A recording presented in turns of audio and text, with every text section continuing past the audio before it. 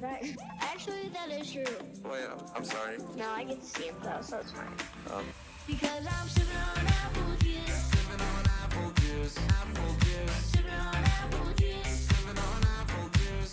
Because I'm sipping on apple juice. Sipping on apple juice. Apple juice. Sipping on apple juice. Sipping on apple juice.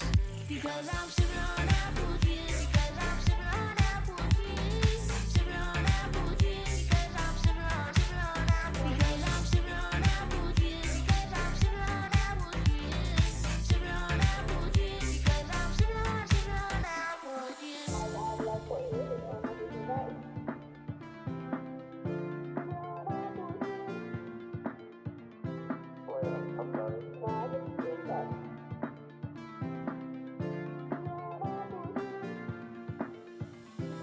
My dad left 4 years ago and never came back.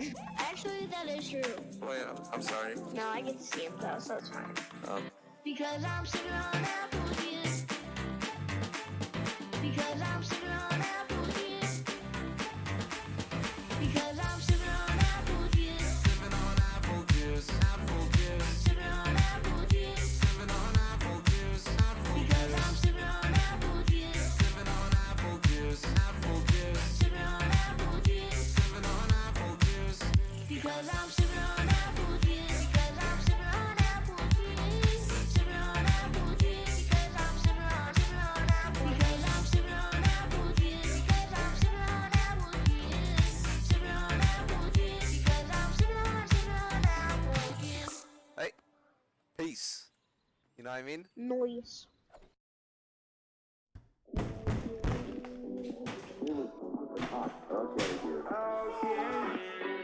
It was fucking hot.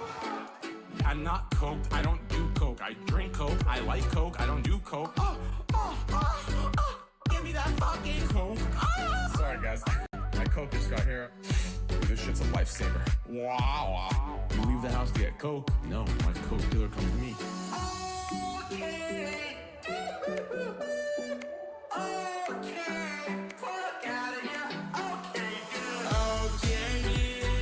It was fucking hot. Okay, dude.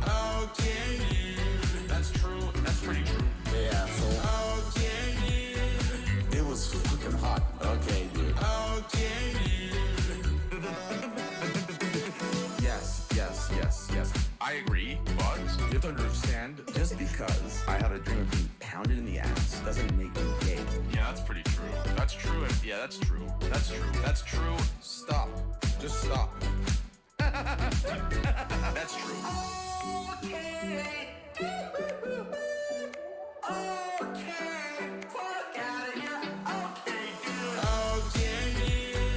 It was fucking hot. Okay, dude. That's true. That's pretty true. Yeah, so. It was fucking hot. Okay, dude. Okay, dude.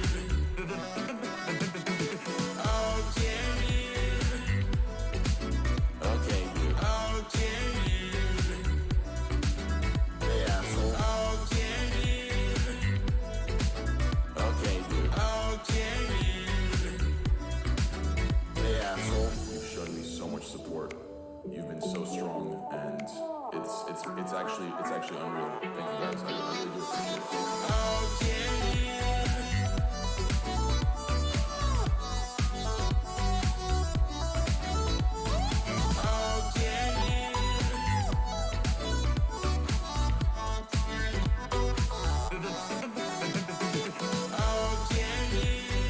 It was fucking hot. Okay, dude. That's true. That's pretty true. Yeah, so. It was fucking hot. Okay, dude. That's true. That's pretty true. Yeah, so.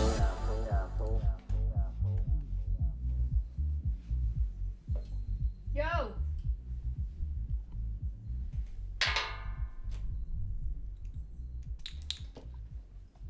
Check it out. We gotta do the second transmitter because it's all charged. Streamers live! Streamers live! I'm live! Alright, let's see what we got here.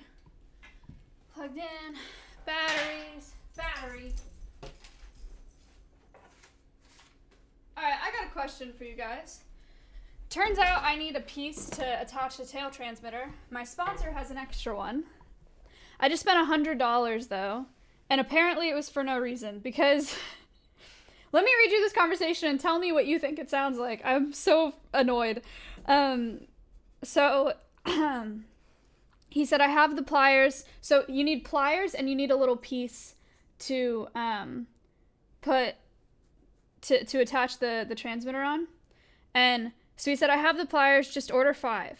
So I sent a picture of the product and I said, order 5 micro medium tail feather pieces like this. And he said, yes, 5 micro mediums. Doesn't it sound to you like I should order 5 micro mediums? So then I said, okay, I ordered. And he put a bunch of crying, laughing faces. And he said, not 5. I ordered 5 and you can buy one from me. Like, I don't know. So I'm just going to have a bunch of extra, which is like not a big deal. But whatever. I need a piece. Oh, other cool news. Not really news. But this little piece that comes off of this transmitter, right? This where you put the battery on. You can order a special one of these that says Lost Bird with your phone number on it. Isn't that sick? So instead of me getting a little dog tag and putting additional stuff on his legs, cancel the order. I've gotten really unlucky with Marshall because last time last time I ordered and did double shipping, you have to call to order, and they were out of the office for Christmas. And this time, I have to call to cancel, and they're out of the office for New Year's.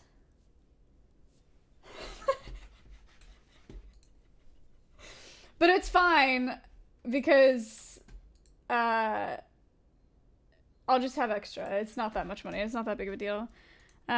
Plus, tail transmitters fall off sometimes, so worst case, I just have more. But anyway, I'm really excited to set this up. So we're going to do that, and then we're going to talk to Devin. He messaged me on Discord, so we should be good to go. Oh. I didn't know it was going to do it right off the bat. Damn. Fernie, thank you. All right, it really put me right where I'm at. That's great. That's great. Okay, please connect to a pocket link. Leak, do you live in the US? You don't really have to worry about leaking this address, I'm not gonna lie.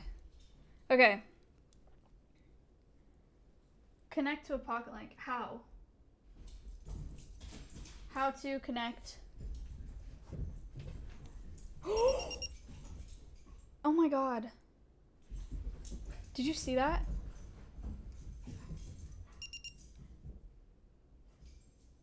What the fuck?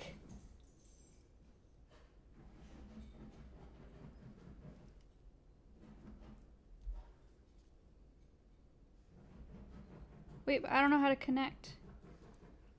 Oh, maybe I need my transmitter plugged in, maybe.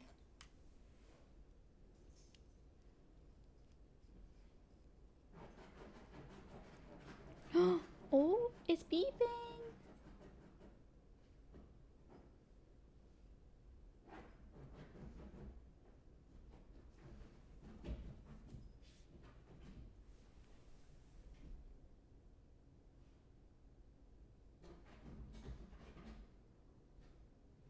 Has Ori been flying with a backpack this whole time? Yeah, it's like super not invasive. You don't even know that it's there.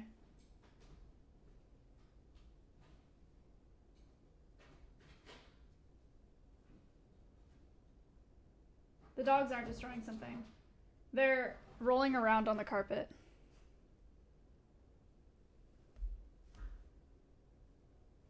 Oh my god. I don't know how to connect to this. Play all day? I play every day.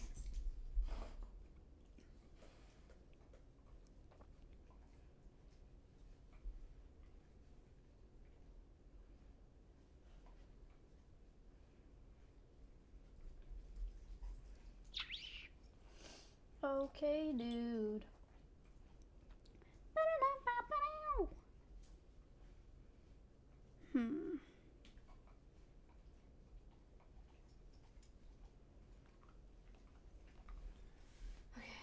instruction.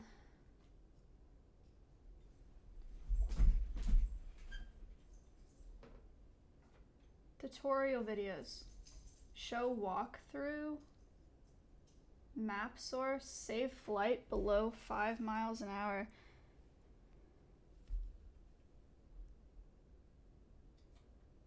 Show walkthrough. This guide will walk you through the necessary set. Oh, let's go. Enable location services. Power up the transmitter. Yes. But why is it beeping?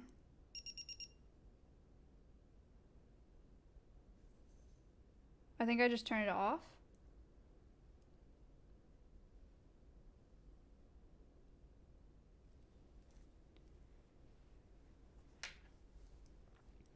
Play all day. I play every day.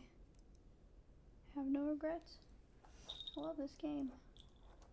People New Year. Happy New Year's Eve. Okay, put this on the top. Screw this in.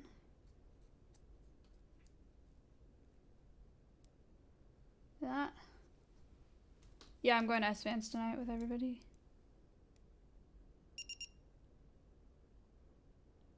Wow. Okay. That's not beeping any. Well. Now it's beeping again.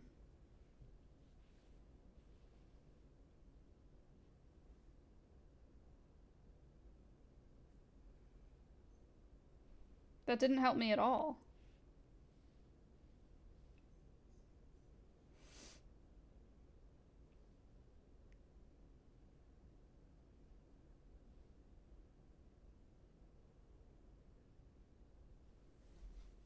What's up, Finn?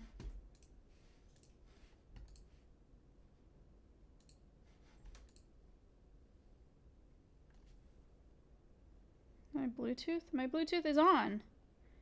Bluetooth. Connect to...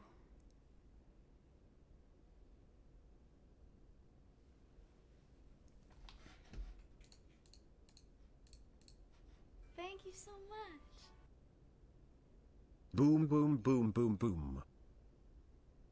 Thank you for the $10. Okay, I don't know how to do this, but I'm just gonna ask my sponsor to help me. It's not telling me in the app. Wow. Oh, allow. Always allow. Wait.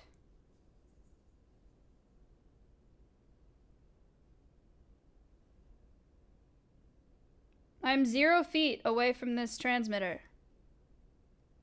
Yeah.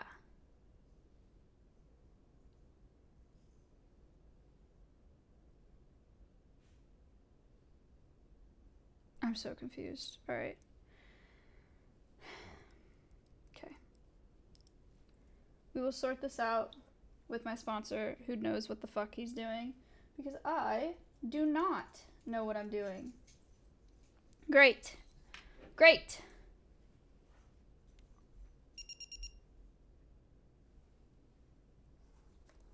Turn off.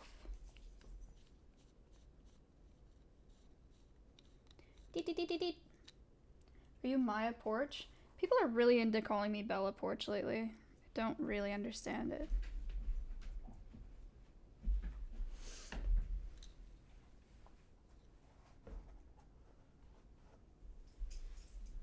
You don't look like her at all? Yeah, I don't get it. It's just cause, I think it's cause she has like larger eyes than the average person. And now my hair is black. So. People pop, wow. Peepo happy. Wujito! Thank you for the year! Finn, what's good? Yeah, tonight, I mean, it's no different than all the other events that we've done. We got kind of a bubble going on here in Texas.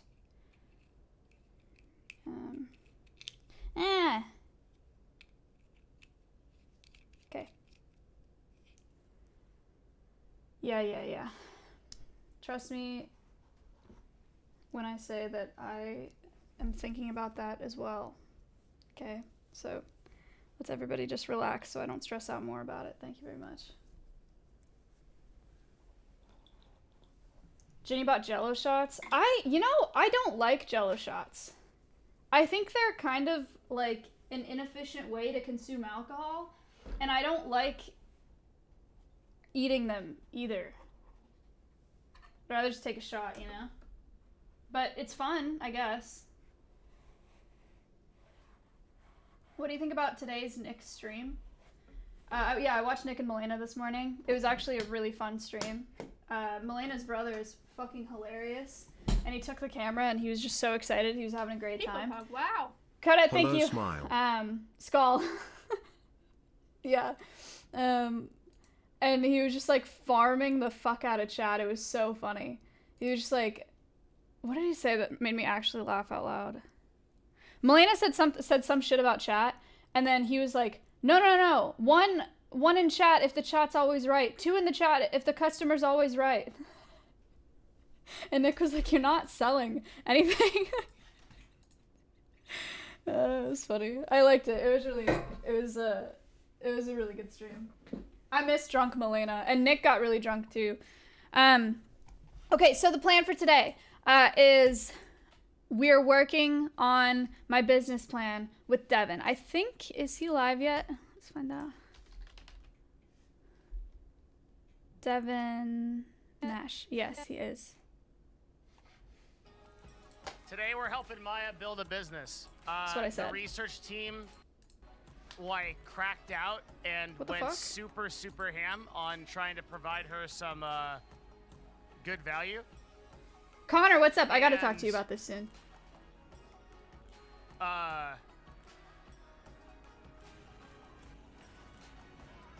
Vaping Avenger, really? Like Devin's an astronaut. every time. You know what's interesting about Devin? 1, he's an astronaut. 2, I don't actually know what he does. I don't actually know what his title is. I just know people call him CEO Andy, and I'm excited to talk to him because I think he'll have good insight.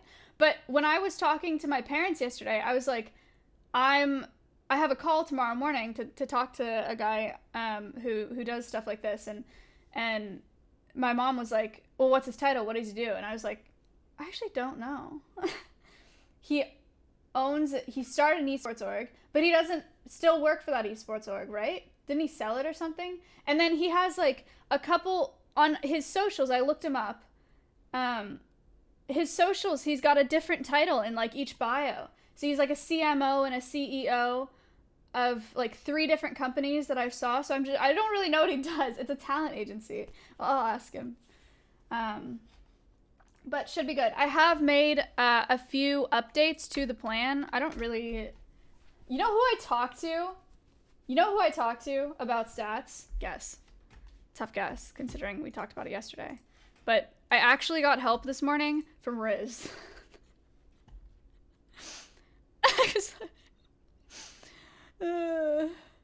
He actually helped me. Isn't that crazy? And then you know what he said? After I helped him? Or after he helped me? He said this.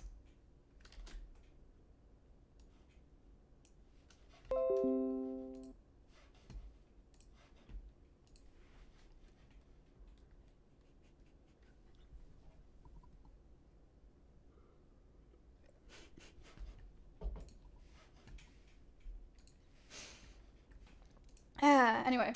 Okay, so my dad has also been in this doc, so if you see comments, it's my dad. Big, thank you for the 2 months. A couple things that I've added. Let's see. I filled in the rest of this chart last night just because I thought it would be productive. I added some pictures. So I also, to the table of contents, I think I'm going to do another, like one of these, and then I'm going to do a proof of concept with collaborations, and I'm going to talk about what success I've already had collaborating with other creators. That's why I included these pictures. So I have the one with Pokey, the one with OTK, As and Rich, and then Schlatt's video. Not technically a collaboration, because, I mean, it is. It's my bird. But it wasn't like, hey, let's get together and make a YouTube video. Schlatt was just like, yo, can I film your bird? And I was like, sure. But I can use the numbers nonetheless. So yeah, I added these. And then I added some. My dad added a comment. We need to discuss how the facility will be started. Raw land, buy an old ranch. Raw land is cheaper, but zoning and permits might be an issue. I also need to bring water, electricity, sewer. You can't get a mortgage on raw land. Typically, it's a short-term loan. You can build a house, at which point you can convert to a mortgage. Broadband could be a challenge, too, if remote. We need to discuss income and how the organization will sustain operations. Operating budget, including staff, get financials.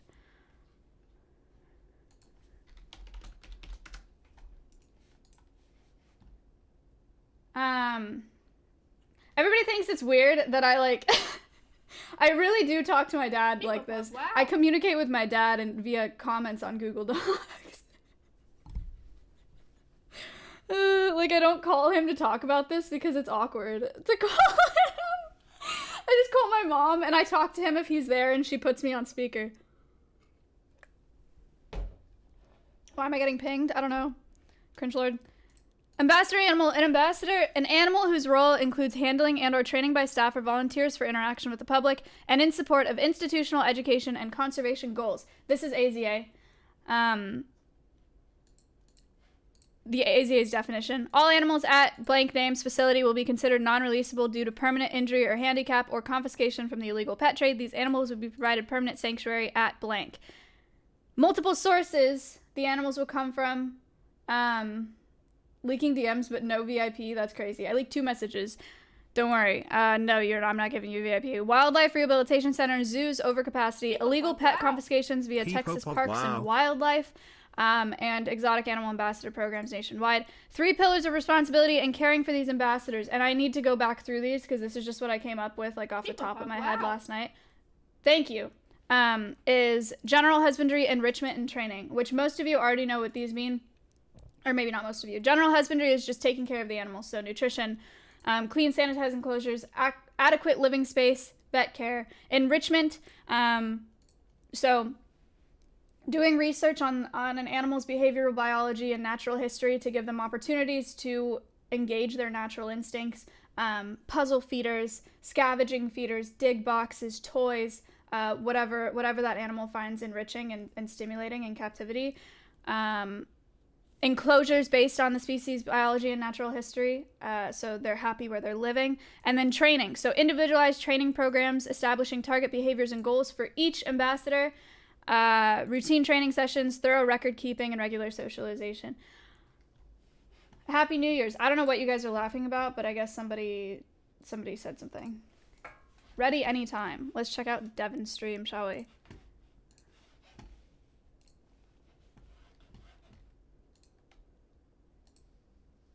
Devin Nash. Do. Thanks, Kalon. He's doing a food review. I started this, and at first I was like weak as fuck. I'm like super fat nerd. Still am, kind of. But like getting better. And I have like so I couldn't do very much. Like sometimes I was doing like 200 calorie workouts and stuff. But I kept like innovating, kept trying. We're 2 months in now. This looks good. Or maybe a little bit more. And it's like to say that I've like done a complete transformation and that like anyone can do this, right? It's like an understatement. It's really, really, really crazy. So I've been Yay, healthy living. Is that pulled pork? I can't really tell. But it kind of looks briskety to me. Not brisket, but looks more like beef to me. It's a roast. Yeah, I don't really know my meat cuts. Chuck roast. Yes, Quack, you will. Did you watch Lover Host? No. I clicked into parts of it, and then Botez was at the house last night, so I cannot lose these. Botez was at the house last night, so we,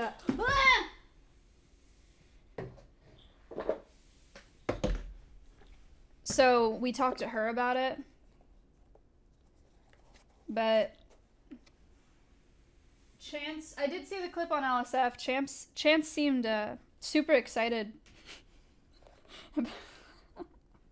about the choice. Dude, every time I clicked in, I was like, damn, Chance just does not want to be there. I know he doesn't want to be there. Like, he must have been miserable.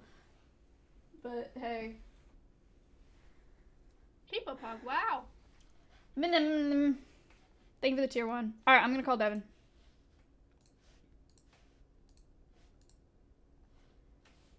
Will his mom pick based on political standing? So, yeah, I thought that was interesting.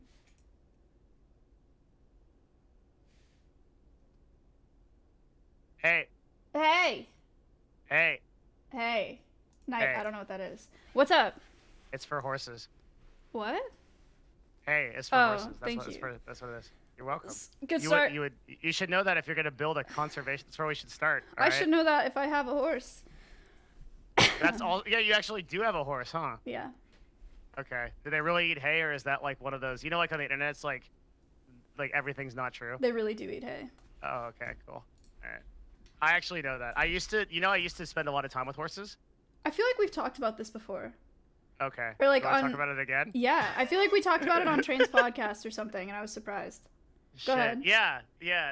My mother really loves horses, and she spent tons of times on ranches, tons of times. So I like grew up riding horses like most of my life, and it was cool. They're real smart. I love horses. Ow. That was the closest I've ever come to dying. Oh yeah? I did not tell you that, I'm sure. Yeah, one got stung by a bee or a hornet or something. And you know how the horses do that thing? They're really smart. They you put the saddle on them, and then they suck in bloat. their stomach. Uh-huh. Yeah. And so then what happens is the saddle becomes loose. So that happened, like while we were putting the saddle on, didn't know it. And while I was riding, horse got stung by a bee, and the horse started galloping, and I like slid in the saddle and held onto the horn on like the side. Dude. And somehow I held on. I That's don't know. sketchy as hell. It was fucked, and like the wranglers stopped it eventually. But I was like, if I had fallen off that thing, I would have been donezo.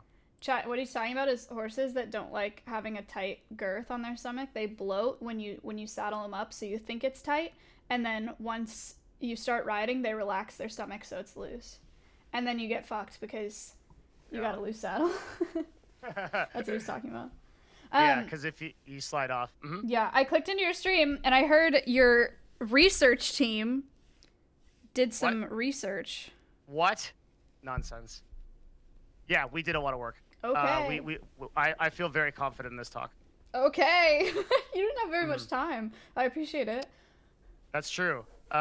Also, you'll hopefully it provides a lot of value. Okay. Do you want to do cameras and stuff?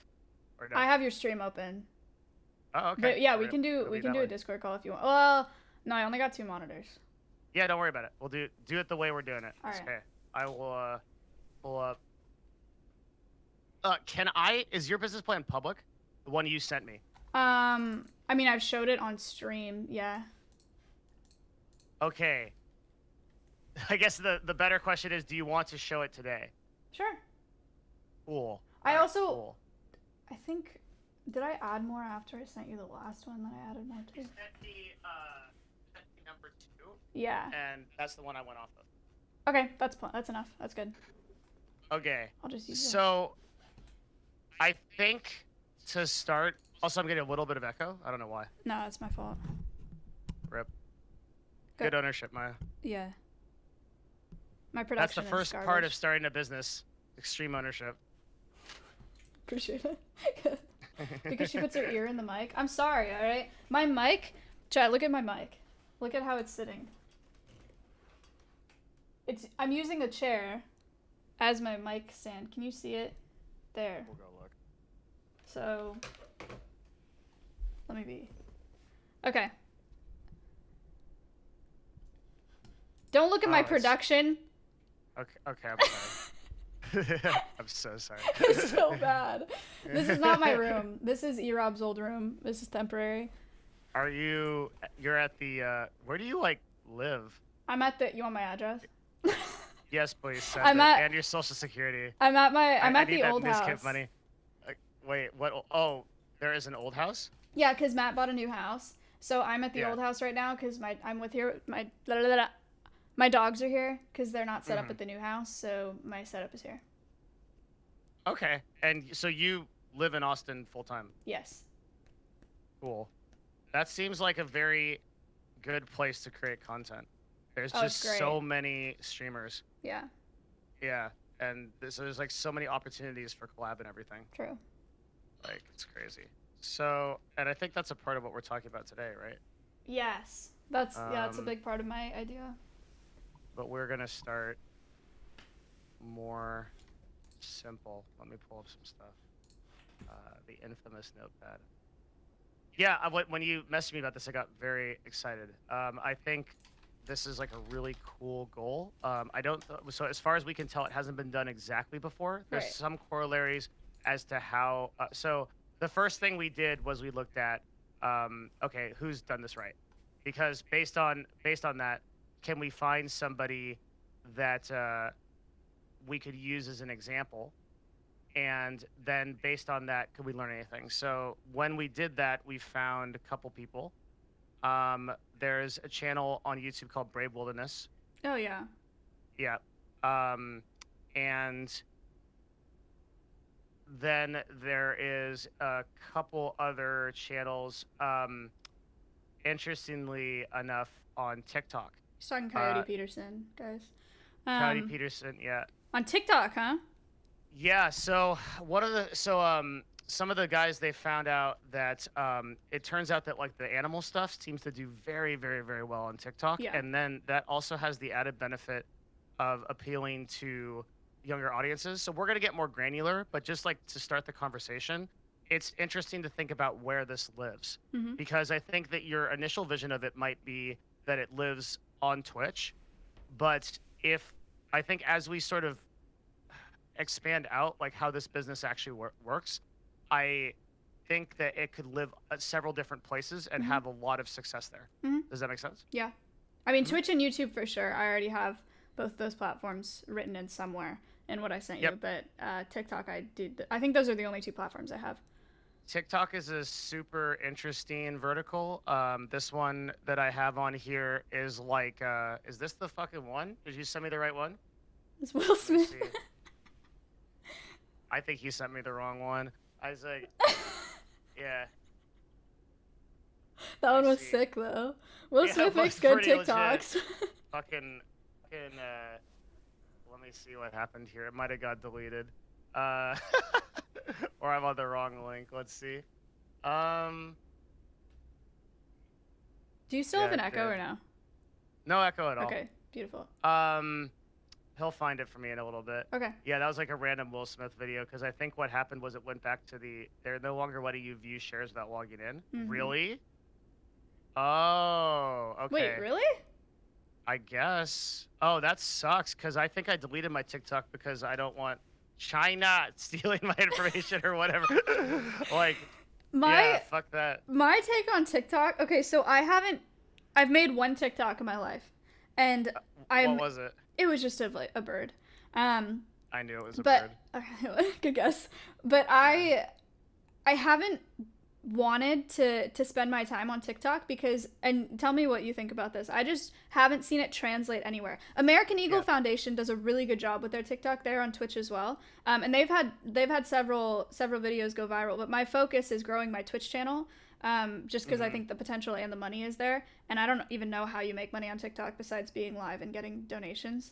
I guess for this, it would make sense to use TikTok because the whole goal is spreading a conservation message, so it doesn't matter if it doesn't translate. But I've seen creators on Twitch that get like 14 million views or something on TikTok and nothing happens. That's super perceptive. You like, okay, so we ran a test through the community. We did like a big contest and gave $500 to anybody that was going to build the biggest TikTok, basically. Okay. Over a month. So we ran this like contest and a bunch of people did it. And what we found was the exact same thing, was that they built these enormous followings on TikTok, often very quickly. And so sometimes you'll hear someone say something like, okay, I've got like 300,000 followers on TikTok. I'm kind of a big deal. And then you try to get them to translate that across any other audience. They go, hey guys, like come over here and do this thing. They don't do it. Right. And the question is why? And it's like, well, literally farming an audience of 12-year-olds with 6-second impressions. So you can't build a brand image that way. But what you can do is you can send a message. And for that reason, I think I think like let's say that you get like the thing is like a 2 to 5% conversion on like 1 million people is like better than like a 10 or 20% conversion on like a smaller number of people, right? So like you might be able to convert up from there particular into younger audiences. I'm just saying it's an interesting, like, again, like we're just kind of like painting out the really big verticals before we get into like the meat of it. Where I think that like those are probably the 2 or 3 places that you focus is like YouTube, Twitch, and TikTok. I think you actually have like a presence there. Okay. Yeah, sure. Okay. There's a couple of things that we need to shake out, like I think immediately. Okay.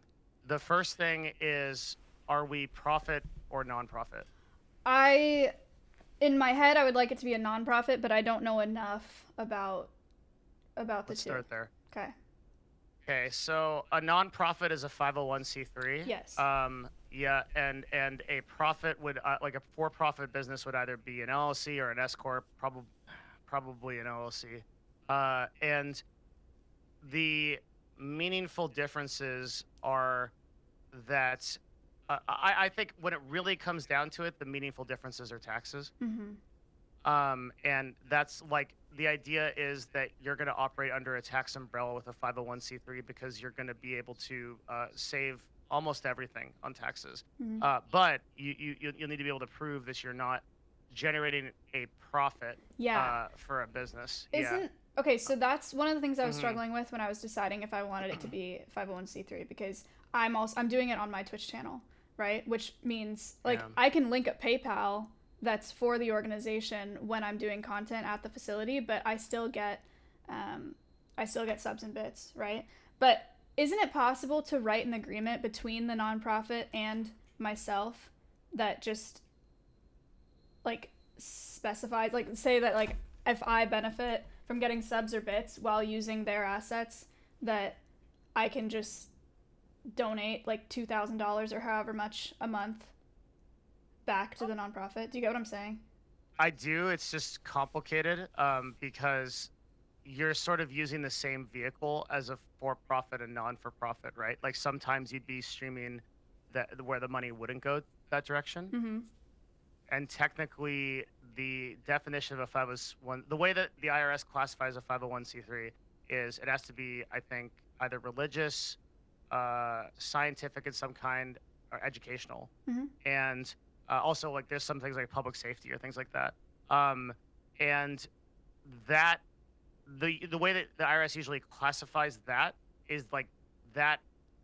Ooh, sorry, this is gonna get a little bit like weird, but a business isn't like a real thing, right? A business isn't like a person somewhere; it's a concept. So the IRS needs some kind of like little box to put the business in. Like, what are you? And a Twitch stream is such a box, but it would be really weird to separate. So like if I had like the company that I run, Novo, which is the agency, and like half of the office was a 501c3 and half of the office was like a for-profit agency, it would be really, really hard to shake out. It could get done with a good CPA, but you would need to like prove out and like hold receipts of like every single individual transaction. Right. Yeah. So another way to do this would be to separate the brands. That's the really easy one, but the problem with that is, number one, I think you don't want to do that because you're really attached to this idea personally, and that's your kind of future, right? Well, even I mean, by separating brands, do you mean like create new channels and have it like separate from my channel? Twitch.tv/ Maya Sanctuary. No way. No, I gotta start off the base that I already have. Then my second question is, would you be willing to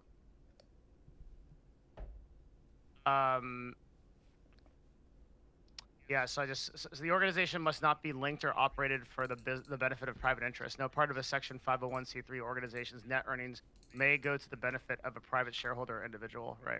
Okay. So you could have the 501c3 hire Maya as an employee. That's true.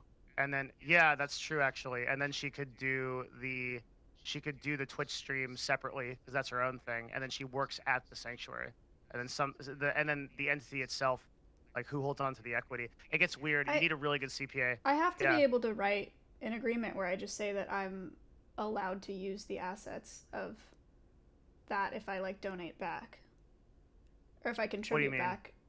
Like what I said earlier, if I make an agreement with the nonprofit and myself that I can use the assets at the nonprofit for my stream, but then part of the agreement is I like donate back to the center or to the facility. Yeah, what I'm saying is like your classification, you may need to become like an independent director. You may not be able to own the actual sanctuary, like if you're gonna do it this way, because it basically, if it can be construed that you're making a profit off of it, like, and this could be really easy to do, right? You could say, well, because you're growing your Twitch channel in such a way that like this is growing your Twitch channel or this or whatever, it's also contributing to your like privatized income from like when you're not doing this, and because of that, yeah. So this gets into like a really complicated tax territory, to which you need to talk to a CPA. But I think like to start, you'd let's take a step forward, and then maybe through that we can answer this question. Okay. How does this business make money? And like let's start there, or rather, sorry, I'm gonna go 2 steps back. We'll go there, but I'm gonna write that down. And I have some ideas. I'm just like looking at your stuff too. But like, first of all, what is the goal? What do you want to accomplish? I mean, if you want to scroll down to like my vision and mission statement, I read them. Yeah, I want to reach as many people as possible from as many different online communities as possible that wouldn't already be looking for information on conservation, and I want to provide sanctuary to non-releasable animal ambassadors while doing so. So I want to have animal ambassadors to do education programs and collab with other creators so I reach more people to teach them about conservation. Okay, can I also ask you what is the goal of this business plan? Well, to get it all down on paper so that I have a better idea of where I need to start, and also because eventually I assumed that I wanted to file for 501c3 status. Okay, so this is the infrastructure of an actual 501c3 following, potentially. Because that's meaningfully different from like an investor. Right. Yeah, and like so, this is the skeleton of a 501c. It's like C3 or something. I don't know how they run it. Because what one of the other things we're gonna do is we're gonna build like a list of resources, and I think that to appeal to investors, we're gonna need like a deck as well. And I had some really interesting ideas around how a sanctuary like this gets sponsored in this context, and actually like I think that it's actually a super solvable problem. Like depending on your burn rate, you can actually activate endemic sponsors to the space to do this, which is really cool, right? Like your Corsairs of the world, your Sennheisers, those people. Right. Yeah, so I think there's like a really, really cool vertical there we could talk about. Connor also said, so this American Eagle Foundation said animal permitting is easier for a nonprofit too. That's like a whole nother thing that I have to think about is like permits and zoning and whatever, but that's a later conversation. Yeah, we have to stay pretty high level so far. Yeah. But I also think that there's more potential for getting like sponsors and whatever, because it's a good look if it's a nonprofit. You know, I feel like people would be more willing to support a nonprofit than they would a for-profit organization. I think that's right. And I think that it's like Twitch streaming is already really weird. For example, the whole thing around tips versus donations, right? That like donations are a word that you use. This could actually be to your benefit, come to think of it. So a lot of Twitch streamers have this problem. Donations are a word that we all use for like when people give us money. But a donation, as far as the IRS is concerned, the word donation is a very specific term, right? It means you're donating to a 501c3, and that's a potential for a tax write-off. And that person receiving that donation, that's why if somebody charges you back and they prove that you think it was a donation, PayPal actually favors the client because the person that donated, because they say, oh, this was actually a donation. If it's a tip, that actually means that if you get charged back, PayPal will favor you. Because the tip means I'm just giving a for-profit business a tip on top of it for their services, which is what we technically do, right? So if someone wants to give us money for us streaming, we're providing a service that's entertainment, and that they're tipping us for that service, $10, whatever. And so that tip, if they then charge it back, we go, no, they tipped us that as part of the business. If it's a donation, PayPal and Twitch and Visa or whoever else is handling it, the bank, will say, wait, you're not a 501c3, you're out, right? So you may be able to structure 2 totally separate donation buttons and 2 totally separate like means of payment, so that I think the place where this gets kind of weird is subs. That's where it has a hard time, and I think we just need like a super powered CPA, and I have some ideas. Okay. For who might know. Yeah. Okay.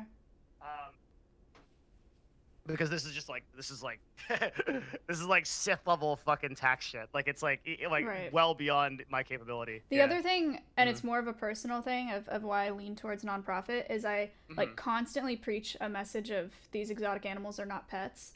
And when I was talking to my parents about whether or not I wanted it to be like a private zoo or like private facility, it just doesn't feel as good to me, because that makes it seem like they're mine, you know, and that makes them feel more like pets to me, and I would just rather them belong to an organization that's, you know, do you know what I mean?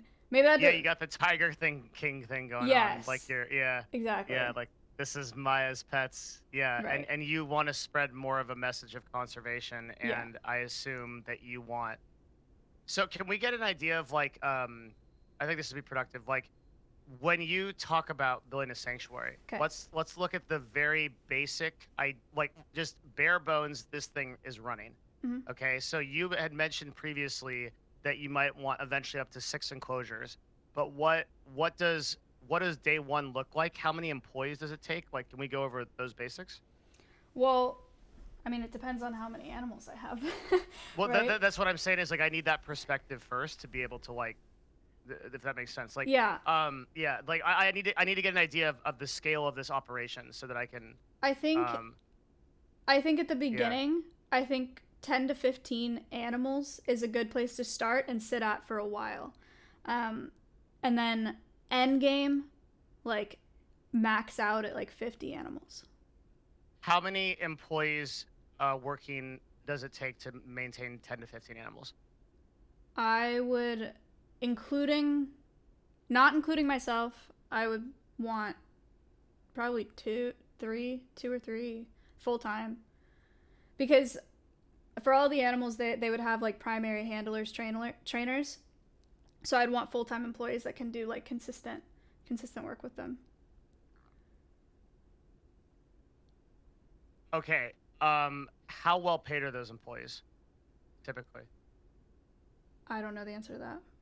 All right, we gotta figure that out. What are the operational costs? We're gonna come up with a concept called the burn rate, and that's basically you said you need probably about $500,000. I'm guessing that was like a really literally a guess. Big guess. Yeah, like totally, yeah. So I tell you what. I have a bit of a surprise for you. Okay. Okay. It's a bad one, isn't it? What is that? What's a bad surprise? How could I surprise you in a bad way? You're gonna tell me I need $2 million or something to get it running? Oh, no. I have a totally different. I have a real surprise for you. Okay. I have a friend, a very good friend, on the board of Washington Land and Animal Conservation. Oh, that's he also random but sick. Is the vice president. He just retired from Amazon. Is the vice president of Twitch Prime. Created everything, Twitch Prime. One of the highest level people at Amazon, and basically my best friend. And he would like to come on to talk to you. Is that cool? Oh my god, yeah, that's sick. What the hell? Let's do it. I'll go get him. Okay. Yeah, so I think he can provide a. I Just immediately thought of create a new him channel and because host he the has new done channel. an The enormous org amount of gets work the in conservation in Washington. He does trails, he does like land conservation, deals with animals a lot. So he will come on in just a second here. All right, that's And sick. I think he can provide some really, really good like actual experience and context to start structuring this. I'm sorry for skipping that dono. Said just create a new channel and host it. The org gets exposure and you keep the separation for tax purposes. I really don't think it's a good idea for me to try to build from the ground up. He's in Hawaii Oh, right now, sick. so he's joining us from the beach. Ethan, My chat is all fucked. I am indeed in Hawaii. my man, how are you? Hello. Ethan, this I gotta is kill the feedback. 1 second. okay. He's literally just like on a beach. I am. It's true. Oh my god. my He actually is. Yeah, That's dude, so this funny. is Wait. that's executive life, man. Yeah, this is like. Hey, that's retired executive life. Come on. Yeah. And it's my anniversary tomorrow anyway, so I'm supposed to celebrate. Aw, All right. congratulations. Yeah. Thank you. All I right, sent my you'll wife to the spa, so you have my time while she's there. Ethan, Planning ahead. this is Maya. I told you Hey, a little Maya. bit about her Hi. before, and Maya, this is Ethan. Ethan is one of my best friends in the whole world, and just like an absolutely amazing person. I hope he can help a lot with this. Aw. He can do his own introduction if he wants, because he's like the amount of badass shit this guy does is like very hard Wow. to quantify. Yeah. It's hard to one up like the amount of badass shit you do. Yeah. But I did have a 25-year career, 12 years in startups, another 15 or so at Amazon. The last several working at Twitch, and so I know Twitch pretty well from a platform capability side.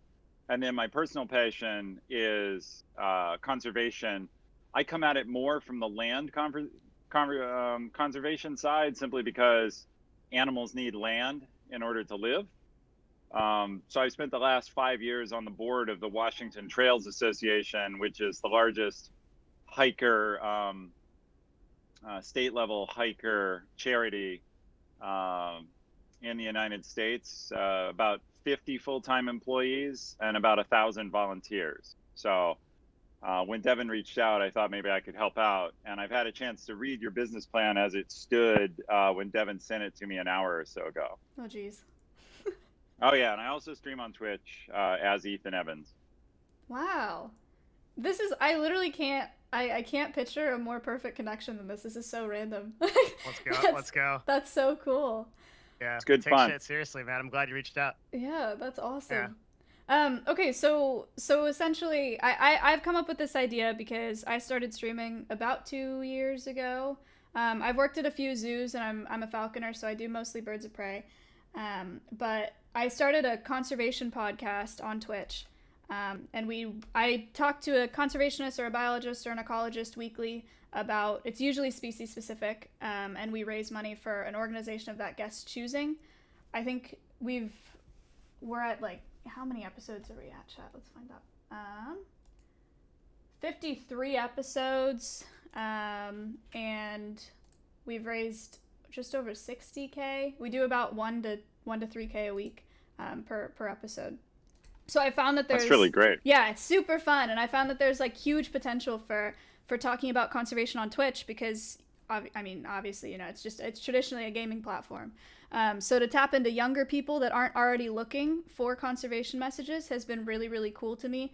And I've been able to give biologists and conservationists a platform to be able to talk to these people that they wouldn't normally be able to reach. So I would really, really love to start a facility. The other thing that I love doing is working with animal ambassadors, so non-releasable animal ambassadors. So I'm a director at a wildlife rehab center, and we have 13 non-releasable ambassadors that we use for educational outreach. And I love doing that. And I did that on a stream, on Asmongold's stream, and we hit like 90K, and I brought a squirrel and a skunk and an owl, and it was great. So I think that there's a ton of potential for me to have a facility with ambassadors and for me to have a studio where creators can come and and do programs and make videos and stuff with me, and that's my idea. Yeah, well, I guess what strikes me immediately is it's a modernization of Steve Irwin, right? He made animals approachable. Big shoes to fill, but yes. Yeah, of course. Well, but why not? Why not at least have a North Star view of what you could do? And he did a great job making exotic animals approachable, talking about conservation, and coming into people's living rooms, households, phones, whatever. And I think I've seen a little of your work, and I think you could do the same thing potentially. Of course, the point here today is to discuss what a good plan to do that would look like. Mm-hmm. But hopefully, you don't have to. It would be a bad idea to immediately benchmark yourself, like, oh, I'm not as famous as Steve Irwin yet. Right. I must be failing. Yeah. That isn't the idea. Right. Cool. Well, I'm joining Devin already in progress. I was watching his notes where he was talking about, how many employees and the pay and stuff like that. Mm-hmm. So I'll just join. I'll comment as we go. I don't just want to like randomly throw in thoughts I had on the walk back up the beach. Okay. I think our challenge right now that we've run into already is I think Maya heavily prefers this to be a 501c3. I'm not educated enough to be aware of the tax implications of if that's possible, because she wants to incorporate that into her Twitch stream, and I think that's complicated. And so I moved on from that because I think I have a CPA in my community that I might be able to link her up with. That I might have that. You might have more insight into that as well. So I was kind of waiting for that. Yeah. Yeah. Well, I assumed it would be a 501(c)(3), which I assume you may have explained that term, but it's the law or regulation that governs in the United States charitable activities, so-called nonprofits. Yeah.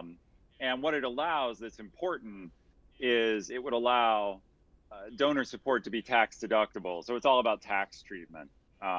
There's a number of other things. Yeah. If she's doing that in conjunction with her Twitch stream, right? If she's running a Twitch stream and like, I don't know, 30 or 40% of it is like conservation efforts, and then like 50% of it is like, I don't know, opening Pokemon boxes, whatever you kids do. Like how does that shake out? How do we differentiate that on one platform, right? Like, yeah, you would have to have the stream. It's a good question. Like you can't have a stream where part of the money is probably going to Maya personally for her support, life, whatever, and part of it is going that was my concern, to the 501. Now, there is probably a way around that, which is she would logically be, given what she's doing, she would be the executive director of the 501. And so as long as you fully disclose everything, a different way to do it is she can pay her life. All the money can go to the 501(c), and then she's paid as the executive director, nothing from the stream. That's another way. I mean, again, I'm not, your CPA is better for this, but that is one way to accomplish it. There will be limits though on what she can pay herself. So if the stream is turning over in some magical future world $5 million, she can't pay herself $4.9 million as executive director. Makes sense. Does that make sense to you, Maya? Yes. Yeah. Okay. So Ethan, I was getting I was just trying to build an idea of where, kind of like the scale of this. Do you think we can just continue on those lines? Of course. You drive. Okay. I'll follow. It says the dude with the palm trees in the background, man. Like, you're so chill right now. He's usually way more like just came off the beach to. I love it, dude. Yeah, I'm glad you're relaxing. I woke up this morning in Hawaii and I had a text from Devin that said, "Hey, can you jump on a stream?" So, of course. Yeah. It's funny because the context I always see Ethan and Maya is like, this is like super hardcore, like, dude, like works harder than almost anyone I know, like at Amazon, right? And like he just very recently, like after what, 15 years? You're just 15 like, years, yeah. Yeah. So this is a very new way to see him, and it's really interesting. Yeah. Yeah, I'm actually I'm gonna stream myself later today with the discussion my problem's learning to relax, roughly. Like my Yeah, New Year's it's- resolution is going to be stop being an executive, and so far I'm not succeeding. It's hard. It's really hard. Like when I sold CLG, I had like 8 months where I was just like trying to do nothing, and it was like you just think about the next thing like instantaneously, and you need that time to like sort of recuperate, but you don't. Sorry, Maya, we're just. No, that's fine. Well, I can't relate to yeah. the executive thing, but I Yeah, also have a hard time relaxing. When you're a Well, you're gonna have to though. Right, You're gonna, right. You're gonna, you have to. Mm-hmm. So this will be your chance to learn Mhm. about it. So the progress we made was we are thinking a launch of. So I think a good place to start is we have no idea what this costs. Maya, I think just because like she understands the scale and that can help us a lot, but I just don't understand the structure of the business yet. So we've come up with initially 10 to 15 animals, and you said 2 to 3 full-time employees. I think, yeah. Okay. And how many, like in terms of square footage or how many enclosures do you need to maintain those kind of animals? Again, depends on the animals. Depends if they're living together. I mean, it's two. Connor said 2 employees is a good start. With 10 animals, I would expect at least 6 or 7 enclosures. Okay, man, and this is launch. Okay. I mean, I don't And- have a problem. I can also start smaller. I could start with 5 and have 4 enclosures, and then build up from there. I mean, classic advice is how can you test what you're doing small with the ability to scale it up? Right. So I have yeah. kind of a test. It's not really a test because it's not an organization. It's just content on my stream. But I'm a wildlife rehabilitator primarily, and I'm building out a rehab room in the new house. It's just a 14 by 14, but I have 4 bird of prey enclosures in there and 1 big acrylic enclosure for mammals and reptiles and whatever we get in. I have a team that's gonna create a website for that, so we're gonna do merch off of that store, an Amazon wish list, data that they can access that shows like the weights and the intakes and the releases and all that. So I figured that could be a little bit of a test run, minus all the complicated stuff, and it's all in one room.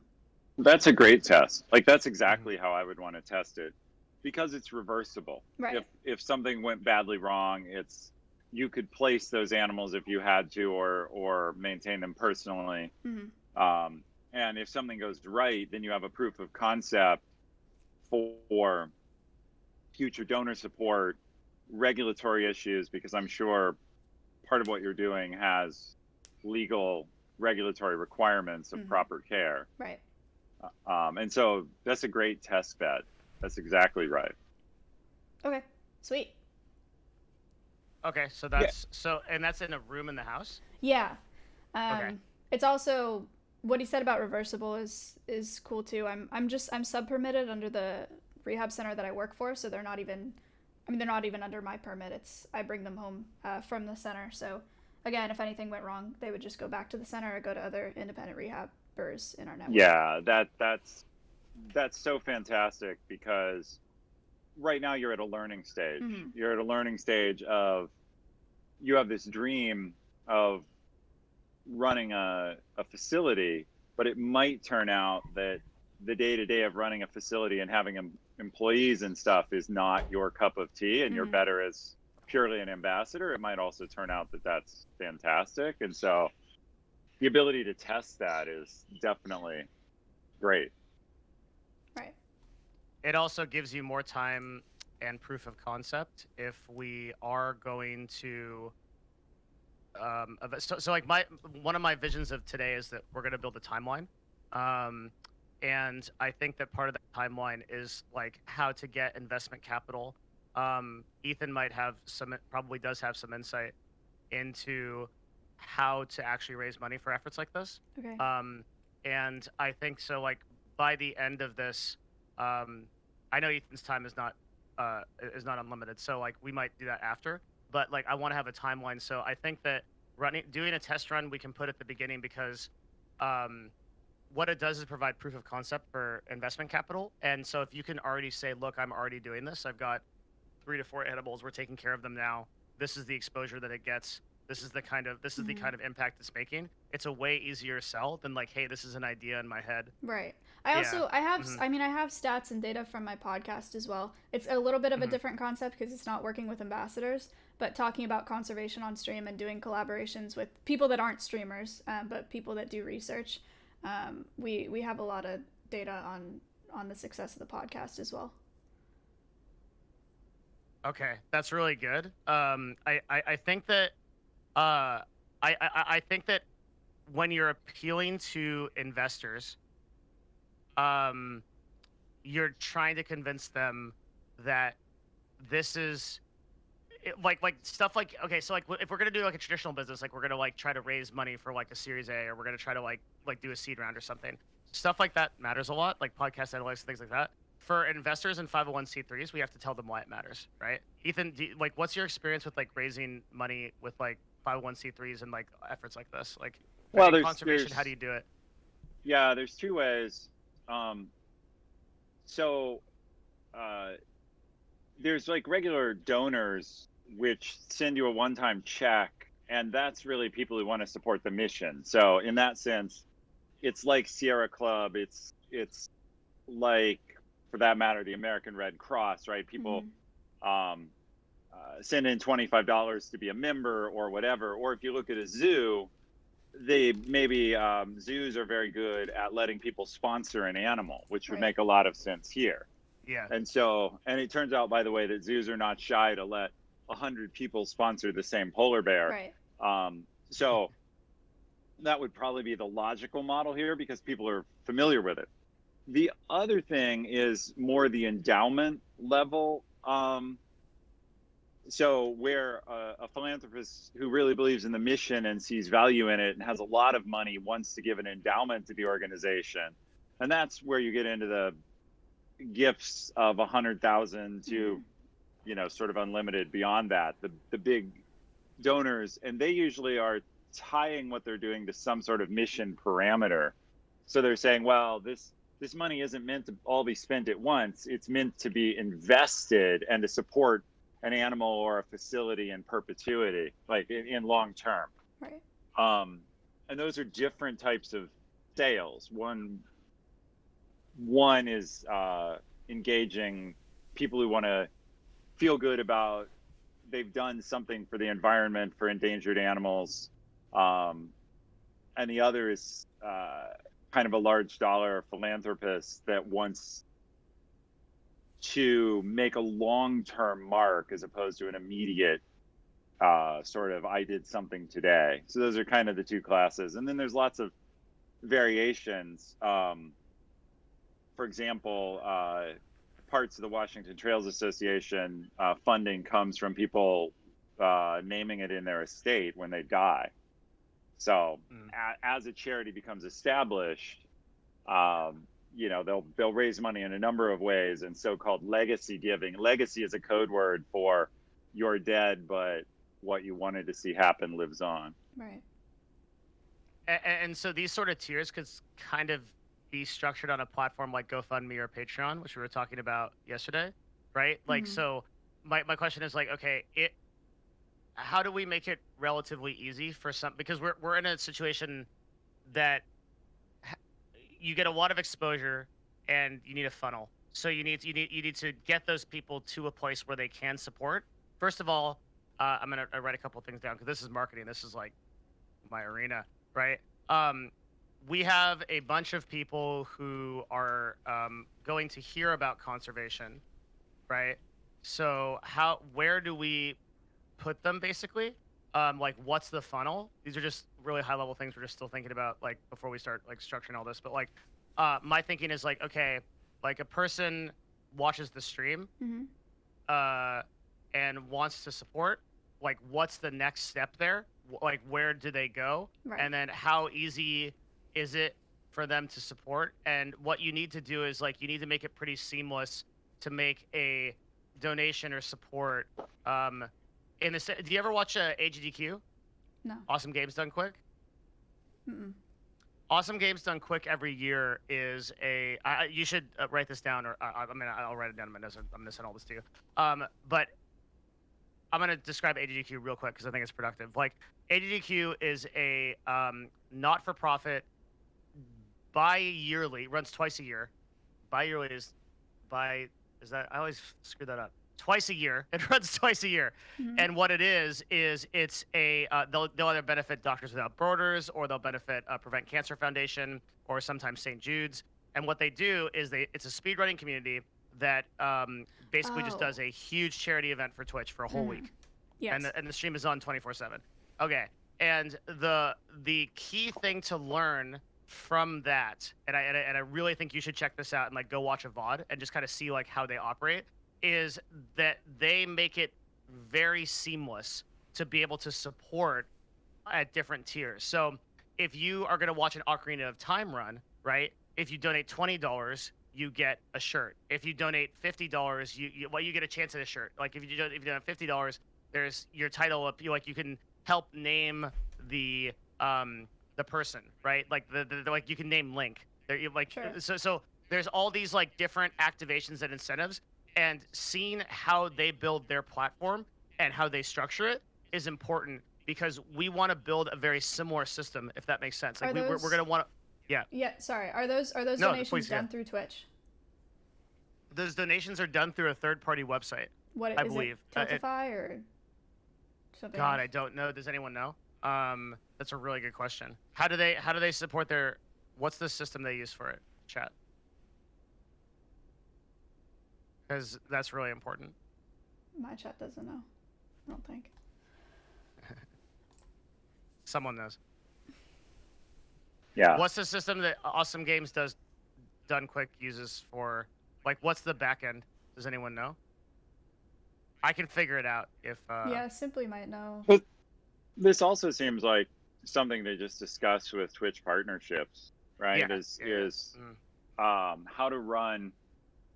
I mean, there's other people doing what amounts to nonprofit work on Twitch, and Twitch actually has at least one person who's fully dedicated to charitable activities. I don't recall who it is anymore, but there's at least one partnerships person who's 100% dedicated to charity, to running charity streams, and to Twitch's support of that. So there's got to be a way with this vision to integrate Twitch pretty closely. Okay. Yeah, my agent knows her apparently, but I don't know who she is. Okay, cool. Yeah, well, I mean, obviously Twitch loves stuff like this because A, it broadens the platform, and B, it dilutes the image, the negative image of gaming only and gamer content, right? So, it's one of the people at Twitch really believe in it, and they also get a business benefit. So both of those things is why there's at least one staff position to support activities like this. Right. Okay. So a couple of the ideas that I had for fundraising, for a capital fund anyway, is GoFundMe. Originally, I was thinking I would just make a separate PayPal account and then have all my donations just go into that account, and that's like part of my fundraising. Matt, or Mizkif, my boyfriend, said that having a GoFundMe would be more effective because it has a goal, that people can see, and I can put not milestones, but like I talked to you, Devin, the other day about like a brick program, or like naming an enclosure or sponsoring an animal, that kind of thing. So like $500 and you get a brick with your name on it at the facility type thing, but not necessarily with a brick. So that's part of it. I was gonna, I told you all of this yesterday, Devin, so sorry. No, please, yeah, it's okay, because I might learn something I didn't. Okay, and then I was gonna do one podcast, so swap out one of my normal conservation podcasts a month to dedicate to fundraising for this, and to talk about it, and to talk about where the plan's at, and progress and whatnot. So we'll probably raise at least $1,000 a month through that podcast, and then I'll also be donating or setting aside a few thousand a month to donate as well. Okay, did you get all that, Ethan? Yeah, I think so. Mm-hmm. So, like, in terms of raising, what are your thoughts on that in terms of raising money? Well, Yeah. I think GoFundMe for a capital campaign is a good idea because you can name a goal like build a facility, and then you can have stretch goals, as Maya mentioned, of a facility for 10 animals, a facility for 15, you know, blah blah blah. And you can go back to that well multiple times, and you can tie Twitch over to it anyway, because your asset here is your Twitch, is your social media audience, Twitch and elsewhere. And I think GoFundMe is a perfectly fine way to give a goal. So I tend to agree with what Matt told you. Okay. So then to plug the GoFundMe, I mean, I would verbally talk about it on stream a lot. I would have a panel as well, and then just to pin it on my Twitter, and then I don't know, otherwise charity streams and just directing as much as I can of my audience to that fund. I think content collaborations, which you've already figured out by like bringing Asmongold like a giant snake and shit like that, is like super good for that. Yeah. Particularly, I would think more in terms of events. Like so, and this is sort of a broader conversation we can have, but like the short of it is, the way that Twitch is evolving, and OTK is like the leaders of this actually. So you're so well positioned because like a huge amount of viewership comes. It's almost like Twitter in the way that it's shared. Like people hear that something is going on, and then all of a sudden, like an enormous amount of viewers are there. So if you have some kind of like, what I'm saying is like plan fundraise, like do the calls to action, do it on your own stream. But I think the most productive thing you can do to get people to support this is plan events, and like Mizkif and all, like they'll all want to do it because they're desperate for content. and it's interesting. It's good content. It really is. Like I saw this clip of I don't know if this was you, but it was like Asmongold was like looking at a turtle. Yeah, that was me. Okay, it had to have been you. Yeah, and it's like he's just like eye level with this turtle, and he's so fucking happy. It's like I've never seen Asmongold that happy. Like I've seen Asmongold get like the rarest mount, and wow, he wasn't that happy. Like he's just like he's like, I love this thing, right? Like cool. It was really neat to see that. So I think that kind of event, that kind of collaboration is going to be really effective. And it sounds like a super like forehead thing, like just do events. But what I'm saying is like what I mean by that is like you meaningfully set aside a stream that is scheduled, that you're going to do something, and you know what you're doing before you go into it, and the goal is to to show an animal in this context, spread this message, and get influencers involved. So it's really important. The only thing I struggle with that is when I did the program with Asmon and with OTK, I didn't plug my channel or my podcast or anything at all because they're not my ambassadors. So I also don't say the name of the rehab center I work at just because it's Twitch and, you know. Okay. But I guess maybe I just have to get permission to use our ambassadors to raise money for my project. I think straight up that's imperative. Okay. Yeah, because I just think those collaborations are so powerful, and there's so many reasons too. There's a spiritual reason also, right? It's just like when people see one of their favorite influencers get connected to an animal in that way, I think that there's a really powerful message in that as well. Right. Yeah. Okay. Yeah.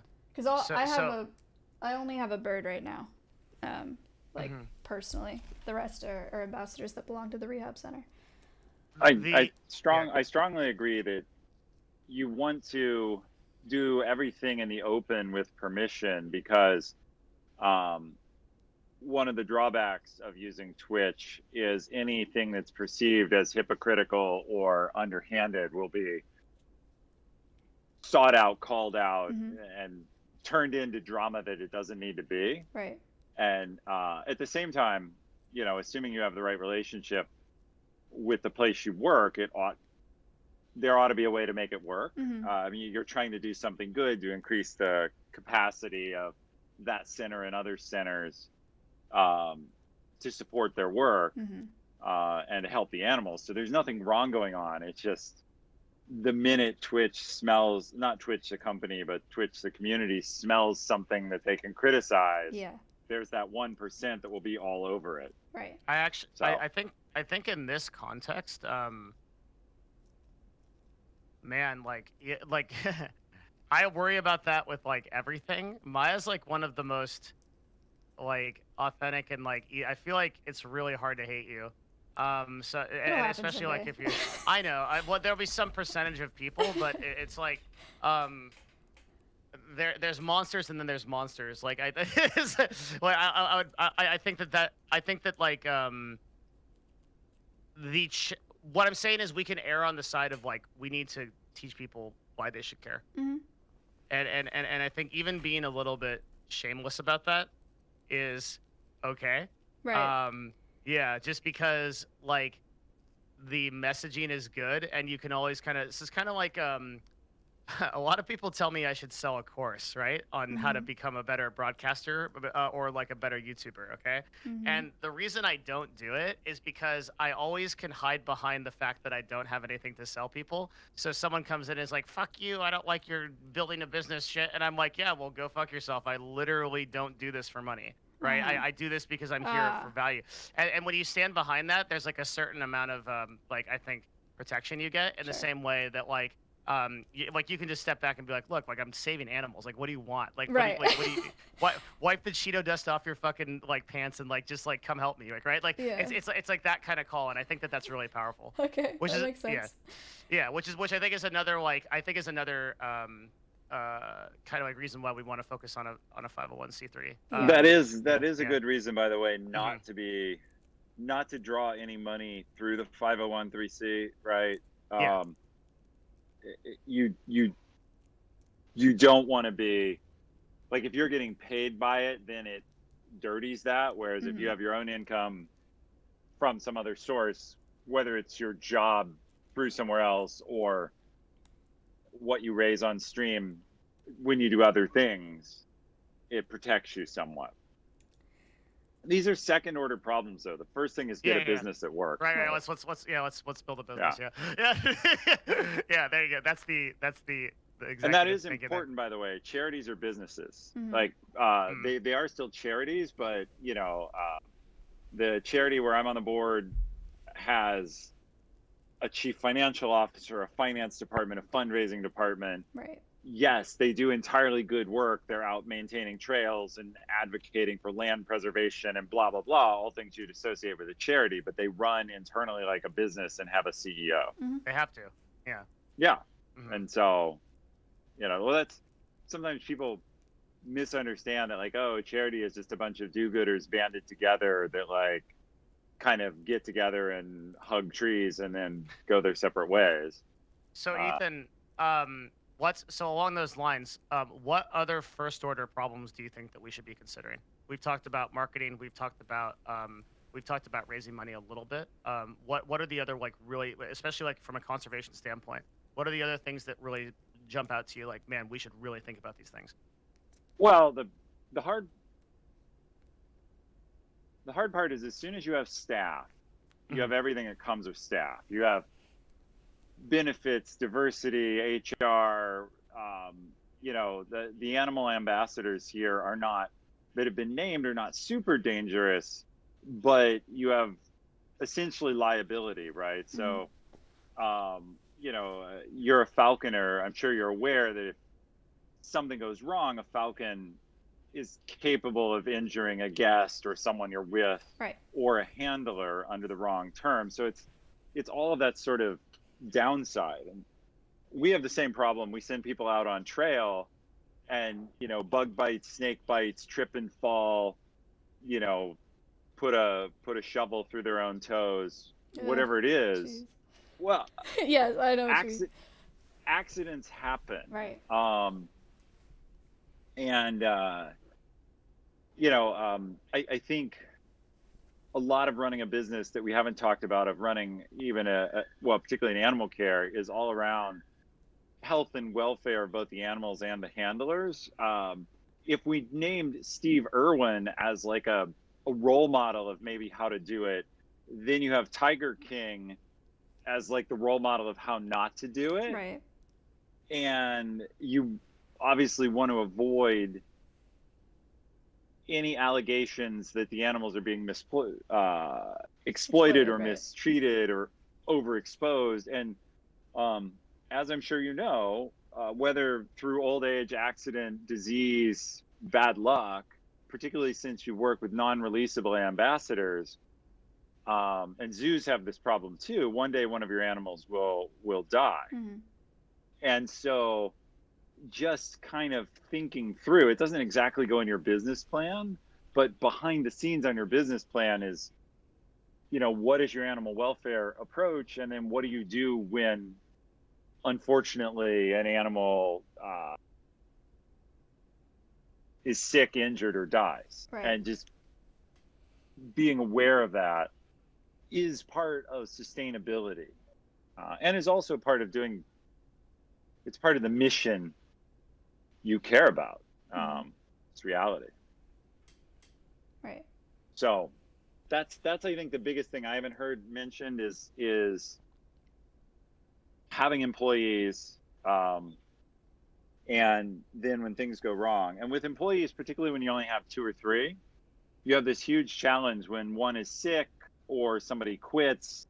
Suddenly your staff is cut by 50%, and do you have the ability to care for the animals properly, and like what's your emergency plan? Mm-hmm. And so in a way it's easier to run an organization with 10 people than with 2, because with 10, if somebody's out sick or on vacation or whatever, you're down 10%, not half. Right. So those are just a couple of the things I haven't heard mentioned, Devin. Yeah, I got it. Anything else on your mind? Like in terms of first order problems? Or just considerations? First order problem, you know, I said about reversibility. Mm-hmm. What's the survivability? In other words, at this instant in her life, Maya envisions that she loves to do this and wants to do it a long time. But like, if she burns out or wants to move on or hand it off or do something else, Exit plan. yeah, you know, what's the either the wind down or the succession? How does the organization, ideally a charitable organization, is sustainable based on its mission and not on an individual personality? Mm-hmm. There's nothing wrong with starting it that way. There's nothing wrong with that being your life for as long as you're interested in it. But you wouldn't want to design to where without you it all collapses. If you can avoid it, that's sort of Tiger King again. Right. Oh, that makes sense. I don't have an exit plan right now. Yeah, okay, of course. So that's something we should think about. Mm-hmm. Yeah, because it may feel like my God, I want to do this for the rest of my life. But you're also what, like 20? What? 22. Holy shit! Oh my God. How old did you think I was? Like 28? What? Too smart. You thought I was 28? You're too smart. I just graduated, Devin. Yeah. Oh no. Oh Read my the God. PR, Devin. I would have guessed 21. So. All right. Yeah. Anyway. Yeah. I mean, okay. That's. Yeah. Holy shit. Because you went to You're Cal like, Poly, right? I did, yeah, San Luis Obispo. Yeah. So yeah. Come on, Devin. I did my research between now and Nice. 9 a.m. dude, you're like you're higher level, okay? Like it's like the guy in the MMO. And it's like, why can't you beat this monster? And like you're like 40 levels higher, and it's like dude, I'm trying here, okay? I'm sorry. Yeah, it's all Okay. good. I know it's early for you. It is. Yeah, that's the excuse. Yeah. Like, okay, like that's actually insane. But that's a really good point. Is like, I think you're up the next like 9 years of your life. Like, you might be a completely different person. Oh, for by sure. the time And you- and the platform maybe as well. So that's another That's thing very to think true. about. Mm-hmm. Yeah. That's, so we'll talk. And with that in mind, I think being multi-platform right? I mean, obviously, Devin and I are huge Twitch advocates, and I'll never advocate for anything but Twitch. However, diversifying and being on multiple platforms, not just streaming platforms, but with podcasts, with GoFundMe, because you never know what will change in the audience over time. Yeah. I think it will grow in a way that's more favorable for what you're doing, but you want to be, broader than that. Yeah. I think that I'll say something that maybe Ethan won't say. I mean, just in terms of longevity of a sanctuary or an initiative that has some kind of physical presence in the real world, YouTube seems like a much more viable place to live. Whereas like Twitch is like a better vehicle. Twitch feels like a better vehicle because of your association with it. If that matters. If that means. If that makes. Well, Yeah. my community's on Twitch. Yeah, I understand That's that. right. The user base on YouTube is quite a bit larger, isn't it? It is. So there's 200 for every one on Twitch. But the other way to think about that is like if you look at like a channel like the one we just pulled up was Cody Peterson. Yeah. I mean 18 million subs. Right. Like you can fund an entire sanctuary off like the amount of money that's making. Like you can fund an entire sanctuary off of that effort alone. Whereas, like, I think on Twitch that's a little bit more challenging. The thing that I've always been challenged. This is something that Ethan and I know a lot about. Okay, is like, man, this is all we think about. Is like, Ethan who does career and educational counseling and education and business on Twitch, and me who does like business news, industry, what's happening in like gaming industry and memes. We constantly struggle with how do we convert this fucking audience like to care about shit that isn't like a streamer farting into a microphone screaming and shooting somebody in Rust. Sure. And like it's like a constant effort to do that. And I think one of our, at least I guess like and we have long conversations about this, but like I think that is yet another compelling reason to start utilizing and diversifying across multiple platforms, because you bring an audience that does care and then can experience it in the context of a live event, if that makes sense. But having a place where, and that's why I said the very first thing I said when we got on this call was, where does this live? Let's think about that, because that matters a lot. And I think the answer where it appears is very different from where it lives. It can live on YouTube, it can live on GoFundMe, but like I don't think it lives on Twitch. I don't. Right? Especially like if that makes sense. Does that make sense? I'm a little bit lost there. What do you mean it can live on GoFundMe? I'm meaning to say that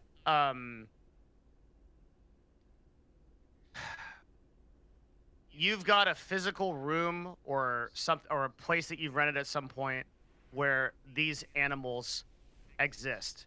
Okay? The lights shut off, and like the show is over on Twitch, and then the animals are still there, the operating costs are still there, everything's still happening until the next show. Right.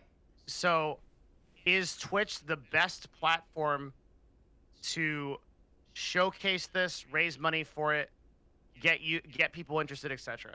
And what I'm saying is, I think you should be considerate to like platforms like YouTube, platforms like where you can create. This is a really weird concept. Okay, so like, let me try to draw an analogy. So I do business stuff on Twitch, right? Like the thing I do on Twitch is I talk about what's going on in the industry, gaming industry, business, and that context. Okay, so when my stream is live, 5 days a week, you can come check it out for 3 or 4 hours. Right. And you might be able to see it, might not. But on YouTube, right, you can go see all of the stuff that I'm doing that is the most important stuff that's being covered, right? So you can learn about like my interviews, you can learn about like stuff on DMCA, whatever you want to do. And this is where I actually live. Right. Right, because somebody can come see me here 24/7. In the same way, I think you need to structure the sanctuary so that it has a place where people can come see it 24/7. I mean, it will also be on YouTube. I mean, Perfect. I'll be streaming from. I mean, my plan is that I would like to stream from the facility, so there will be plenty of videos that are put on YouTube because my editor makes videos out of my streams. And the other reason I bring that up is that there's some creative way to do this where, like, you might even be able to, like, Big Brother it and just have, like, a camera for for the enclosure that is another Twitch stream that just runs 24/7. Yeah, I don't know. I sure. don't know if you saw did you see the bird feeder? It was it a like duck feeder? Oh yeah, where you donate bits. There are plenty of those. You donate bits and then the thing, and then like that's doable. yeah. So I think that's a potential. Mm-hmm. I wanted to set one of those up for toy control. Any of those things would be a great bits driven, like let people pan and zoom and whatever. Sorry, go ahead. No, I was gonna say exactly. I wanted to set one up for the rehab room that I'm doing, but the nature of animal rehab is they're not always healthy and they don't always make it, so I just didn't want to have a live cam on on the animals that I have at that center. But it would be different at this facility. I remember that there was this clip. It's one of my favorite clips. I think it was you that did this, right? Like, you found that stream. There was a stream where you could donate bits to feed, Ethan. I don't know if you know about this. There's a stream where you could donate bits to feed ducks. Basically, someone had written this script that, like, every time bits got donated. So these idiots came in and started spamming donating bits, and the fucking thing just went ham, and it just started spitting out duck, and like all the ducks like flew in, and this clip got like 100,000 views. As like it was just an automated system that somebody had set up, and they never expected to get like 1,000 viewers in there, right? So like people just like all of a sudden these ducks just start going crazy. Yeah, that was hilarious. Which is a good business question to think about. It's worth thinking about. It's the fun part of this. You know, I gave you some of the risks and negatives with like injuries and animal death and whatever.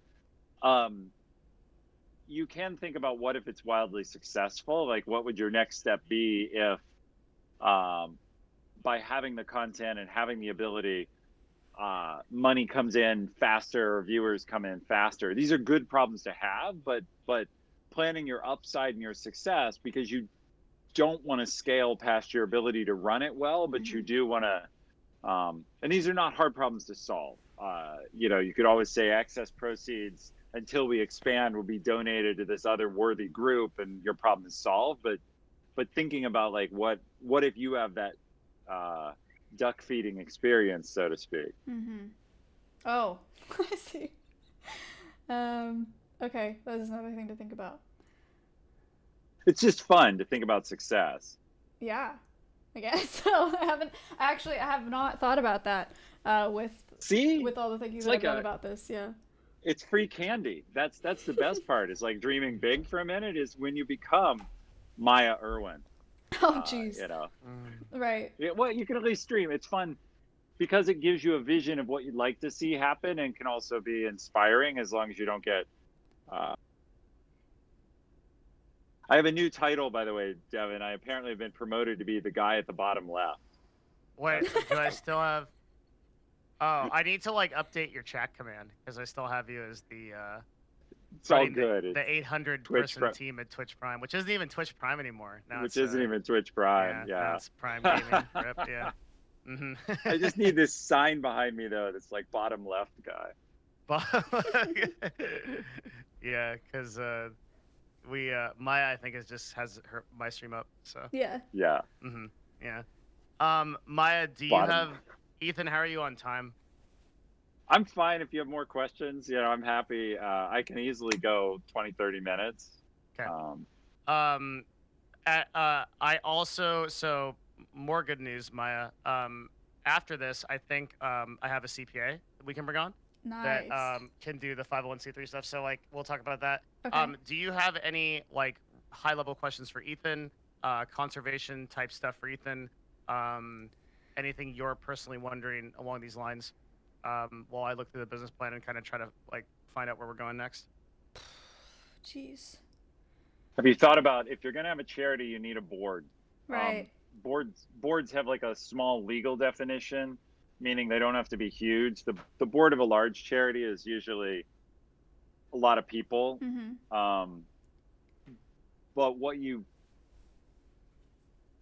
theoretically, I mean, the actual duties of a board are quite small, and so you can either have a board that's only there to meet the legal requirements, which amount to sign off on the fact that you're not pocketing the money and using it personally.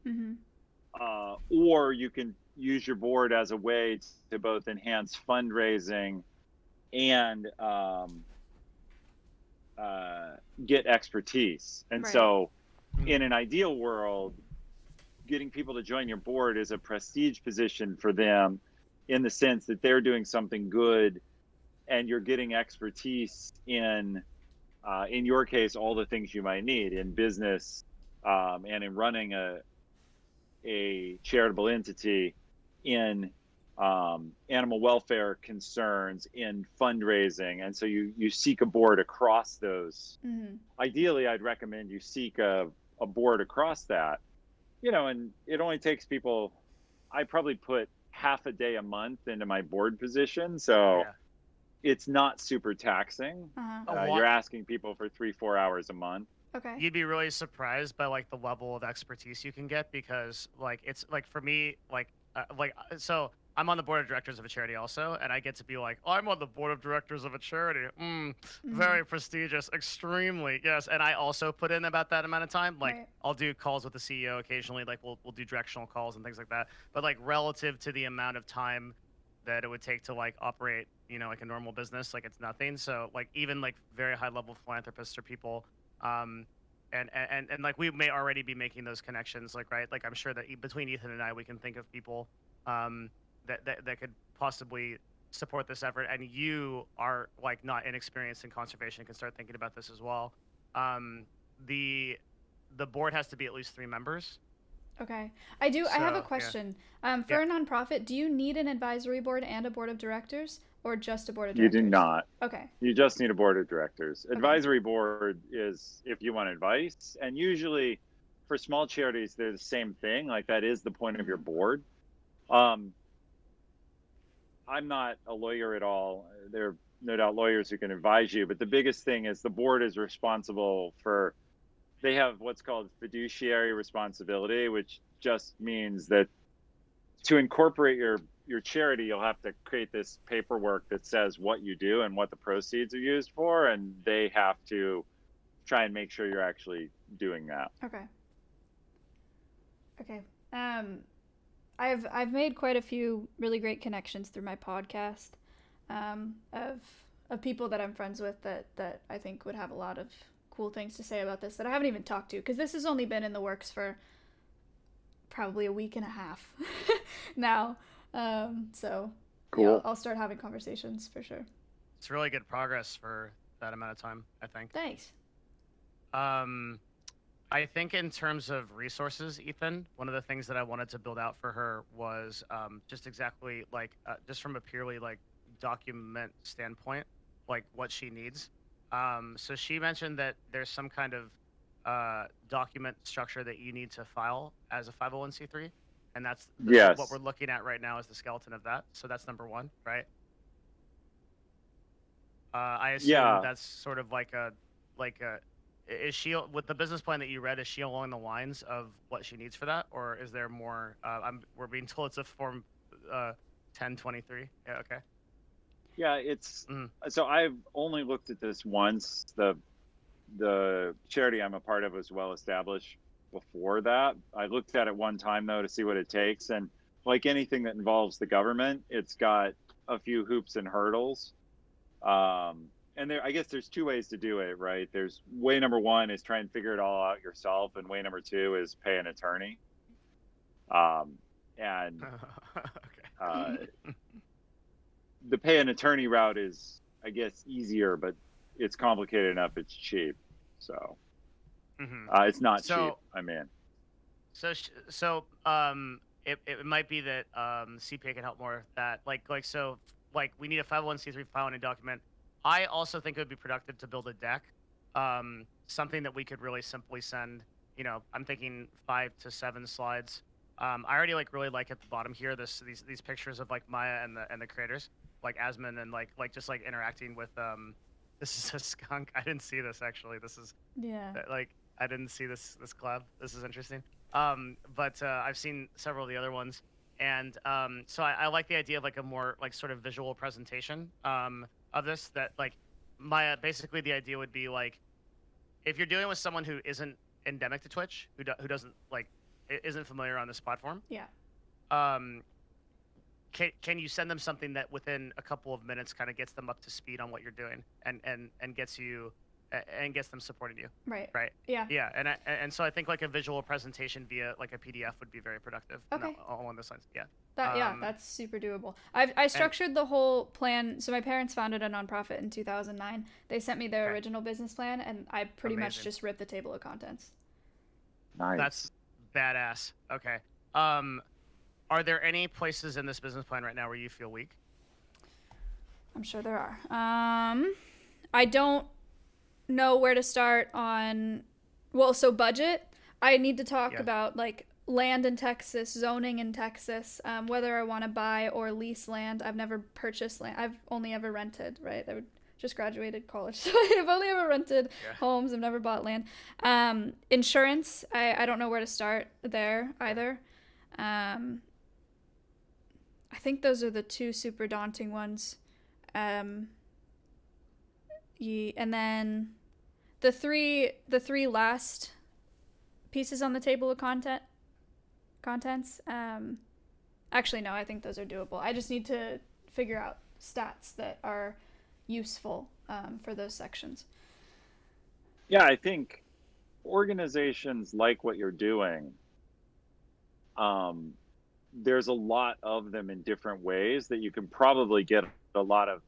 You could quickly create a list of people to talk to, but like first, there's the organization you already work with, and so whether they're a nonprofit or not, they have to have insurance. Mm-hmm. They will have covered some of those issues like employee, guest, and animal welfare and injury. So what can you learn there? Right. And then you look at something like, the SPCA. Society for Prevention of Cruelty to Animals is too big, but a local animal shelter that runs as a charity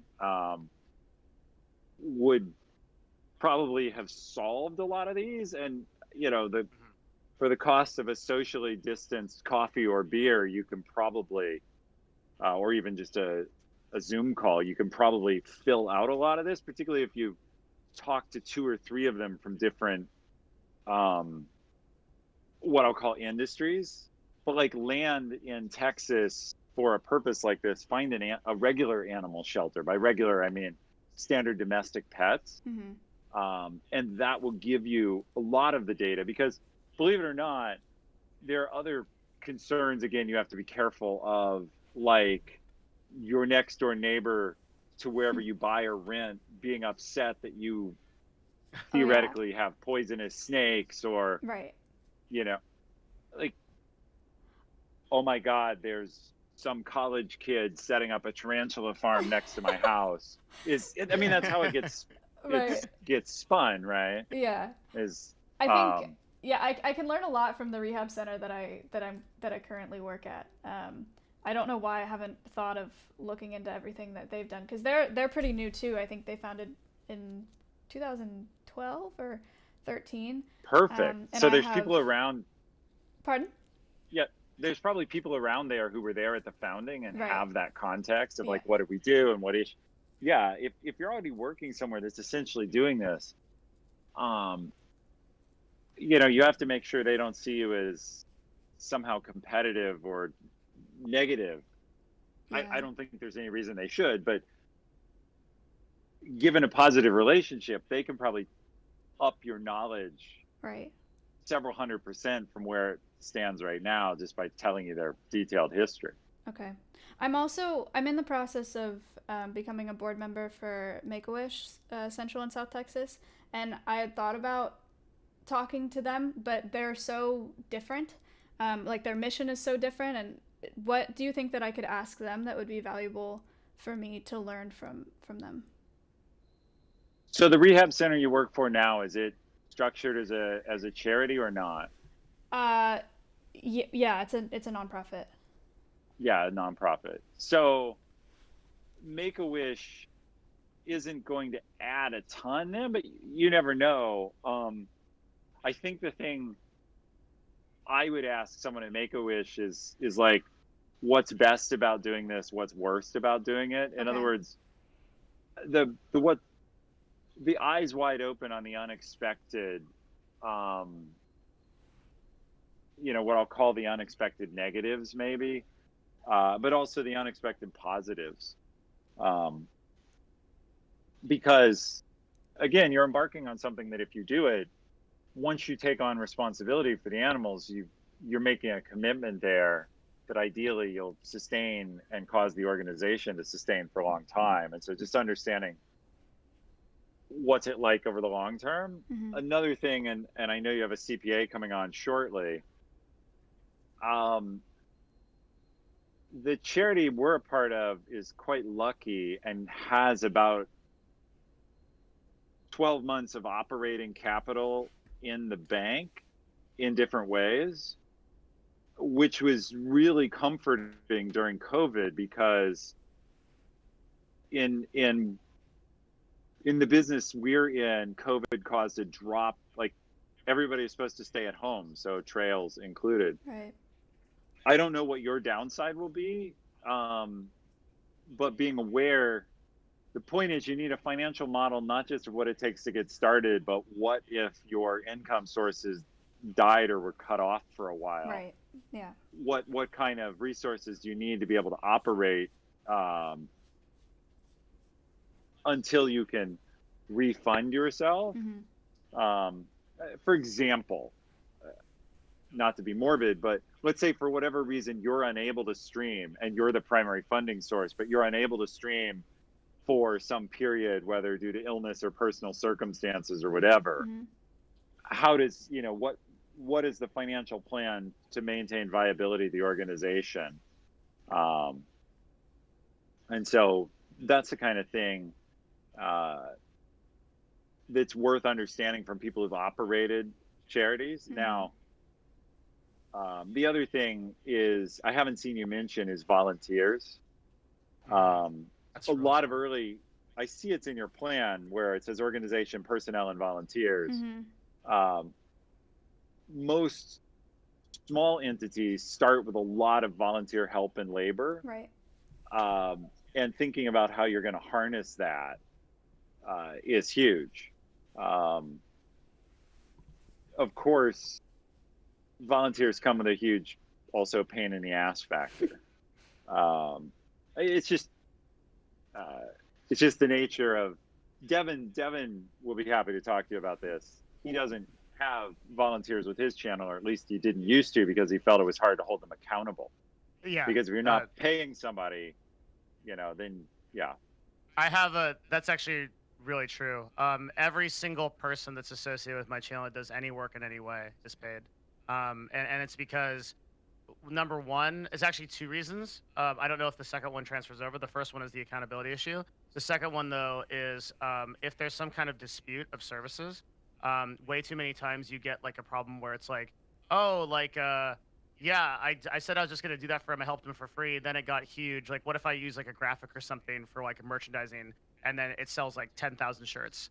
And then like we didn't have an agreement that said there was a license to sell that way, right? Like, and then that person comes back and is like, I should get some of that money. Like, you see that happen all the time. So I make sure that there are those kind of understandings. But that said, like, there are ways to sort of communicate this, get around it, and I'm thinking contractual ways, but like what I'm saying is, like, you sort of, the way that you beat this is you write down the expectations, almost like I would give like a volunteer like I don't know if Ethan agrees with this. Be interesting what your take is, but like I think you give like a volunteer like an offer letter. I think you give them KPIs, list of expectations, like the whole nine. Like, what's more common in the charitable world is volunteers just have a waiver. Like they're at least waiving, like, hey, I recognize this is dangerous. I recognize I could get hurt. And at least you're covering those aspects. It's the good news is most volunteers in a situation like this are going to be motivated to help the animals.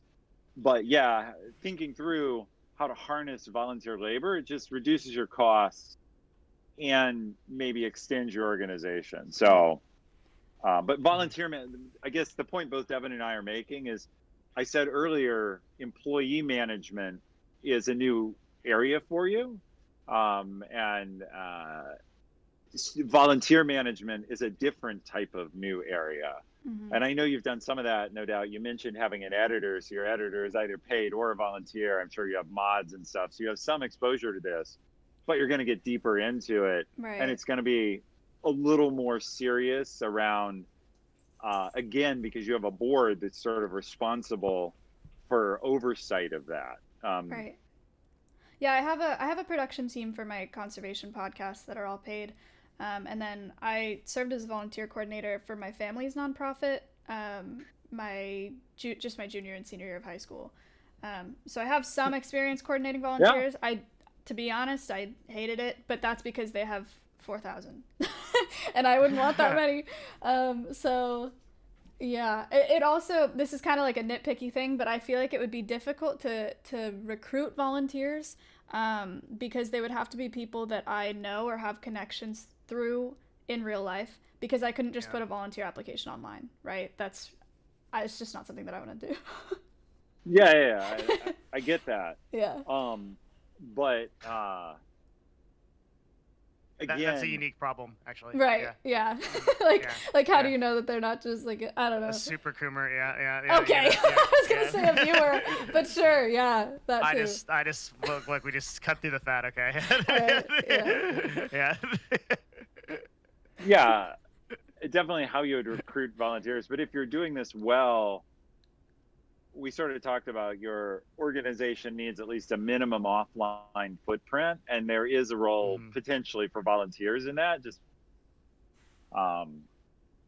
because it so much of, well, we didn't talk about this. You know, your goal is to start a facility. Let me take a step back, and Devin, maybe this is the last thing I'll talk about, so you can go to the CPA.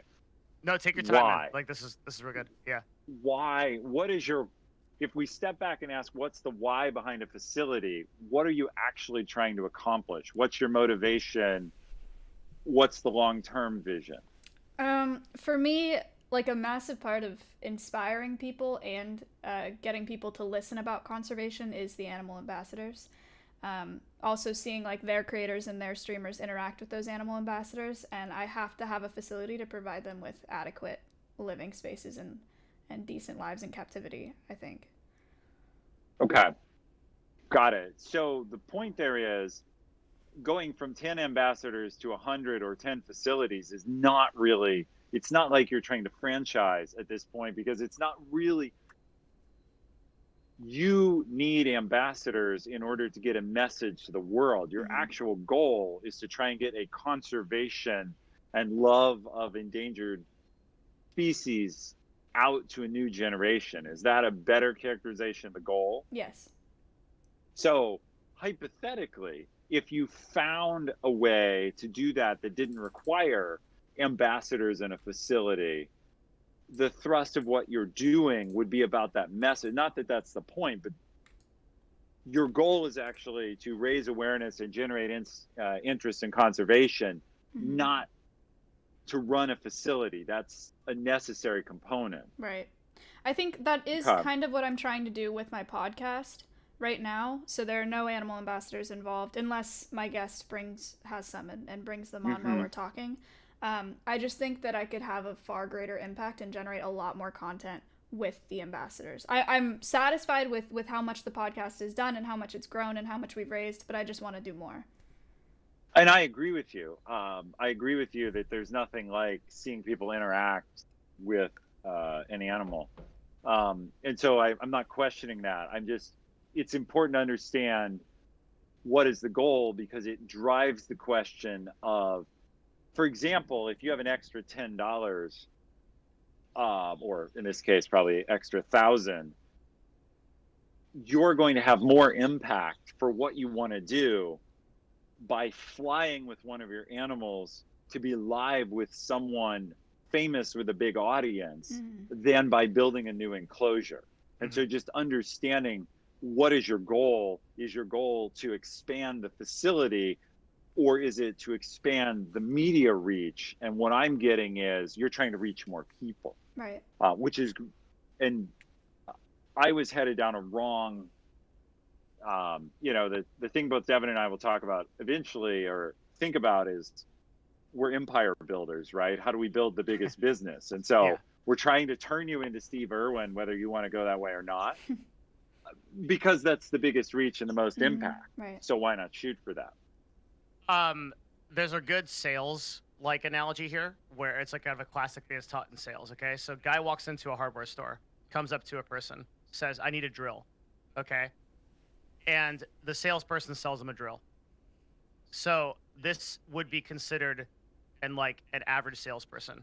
What a good salesperson does is realize that what that person really wants to do is make holes, right? Their objective is to fix something, make a hole in a wall. So what the salesperson does is ask questions and say, what is it actually that you want to do?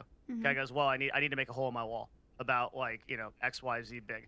Maybe there's a better tool to do that. So I think what Ethan is getting at is that if your mission is to make the biggest impact with the biggest reach, something we both identify with a lot, I think, then we should also think around ways to do that may or may not be involved with like an actual enclosure and everything that we've structured so far.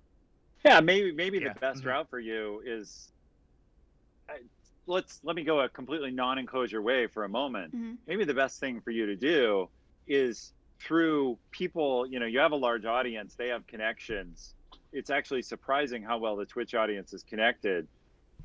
Maybe the best thing for you to do is to find people in your network that can get you into zoos or rehab centers that exist to do things with animals that are already being cared for elsewhere. And the better approach for you is to end up flying to the San Diego Zoo and to the Chengdu Panda Research Center in China and so on, and doing shows from those locations. Right. I'm not trying to change your vision. No, I see what you're saying. I'm just trying to open your mind to, as you formulate your business plan and your charity, you want to have at the heart of it the actual goal, which is to encourage conservation interest in a new online generation, not to build a facility. The facility may be a necessary and valuable part of that, but not the only part. That's all. Yeah. I think, think, Devin's... Go ahead. Go ahead. No, go ahead. Well, Devin's writing down encourage conservation interests in a new That online was generation. A really good tagline. That was a super good tagline. Yeah. Oh, that is good. You should tune that, right? You should tune it to make sure it's your words. But building your mission around that and then realizing, oh, this is a tool. This is a way to do that. Right.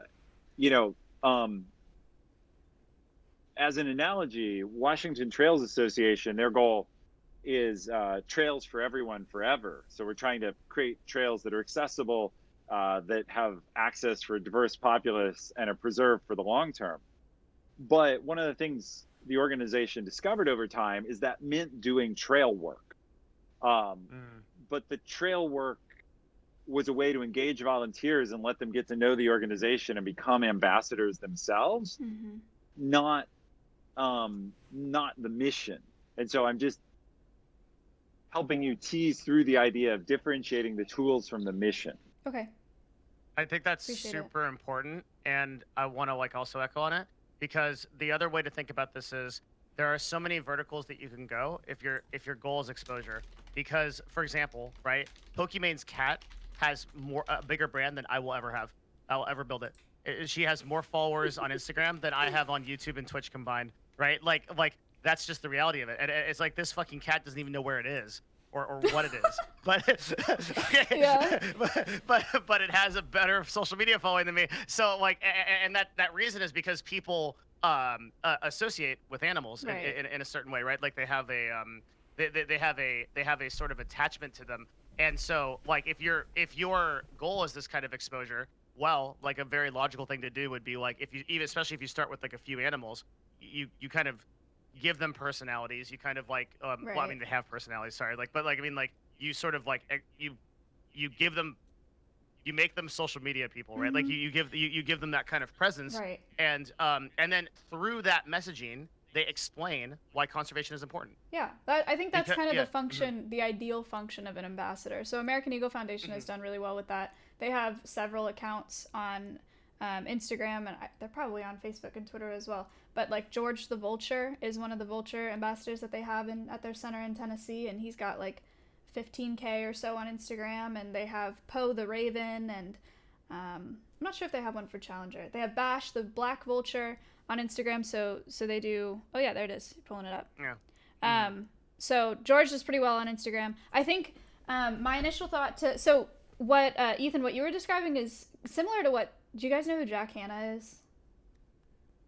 Yeah, kind of. So Jack Hanna does something similar where he goes on like the Tonight Show and the Late Show and stuff like that. And the last facility that I worked at was a rescue zoo for only ambassadors.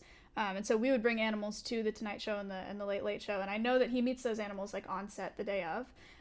And just for me personally, part of the experience is knowing the ambassadors that I'm working with and doing the training and all that myself. And part of what inspired me to do the conservation cast in the first place is the way that I kind of blew up on Twitch is I was rehabilitating a red-tailed hawk, and I rehabbed him on stream, and then I released him, and my chat just fell in love with this bird. And I was like, and it's how my channel grew in the first place. So then I was like, imagine if this was a bird from a species that really, really needed help, you know? And I think the impact of them knowing that animal and caring about it, see, my chat is all like, feel strong, man, bean. You know exactly what I'm talking about. But I think there's a big impact in them knowing the animal and like seeing intimate parts of its life. So that's also part of it, is I would like to, like, I don't know, I'd like for part of my content to be like training and the ups and downs and the husbandry and the enrichment and stuff like that. But it could be both. And that goes both to your authenticity and to your personal message that you think you can.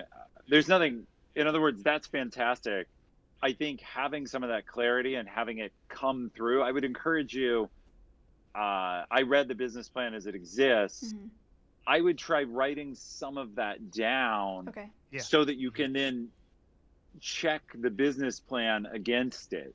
Is the business plan focused on this? Is the board set up for it? Is the land set up for it? Because the more you crystallize that, even if it changes maybe in the future or you learn more about it, it just, stepping away from it being a charity, the number one advice for startups is focus, focus, focus. Know what you're trying to do, because there will be so much you could do. Right. And there'll be limited time, both your personal time and resources. And so being really clear on what rehab projects you're going to take on, and because people will hear about you and they'll be like, oh, I have an injured cat. Can you take care of my injured I get cat? that all the time. Yeah. Right. And you know, injured cats need care too, but maybe not from you and your foundation. And so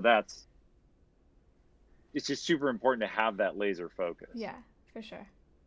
So more attention on writing down, like in the business plan, like exactly how you plan to do this kind of exposure and how that would work for you. And we can't even get that very granular, like down to like that actually like goes so far.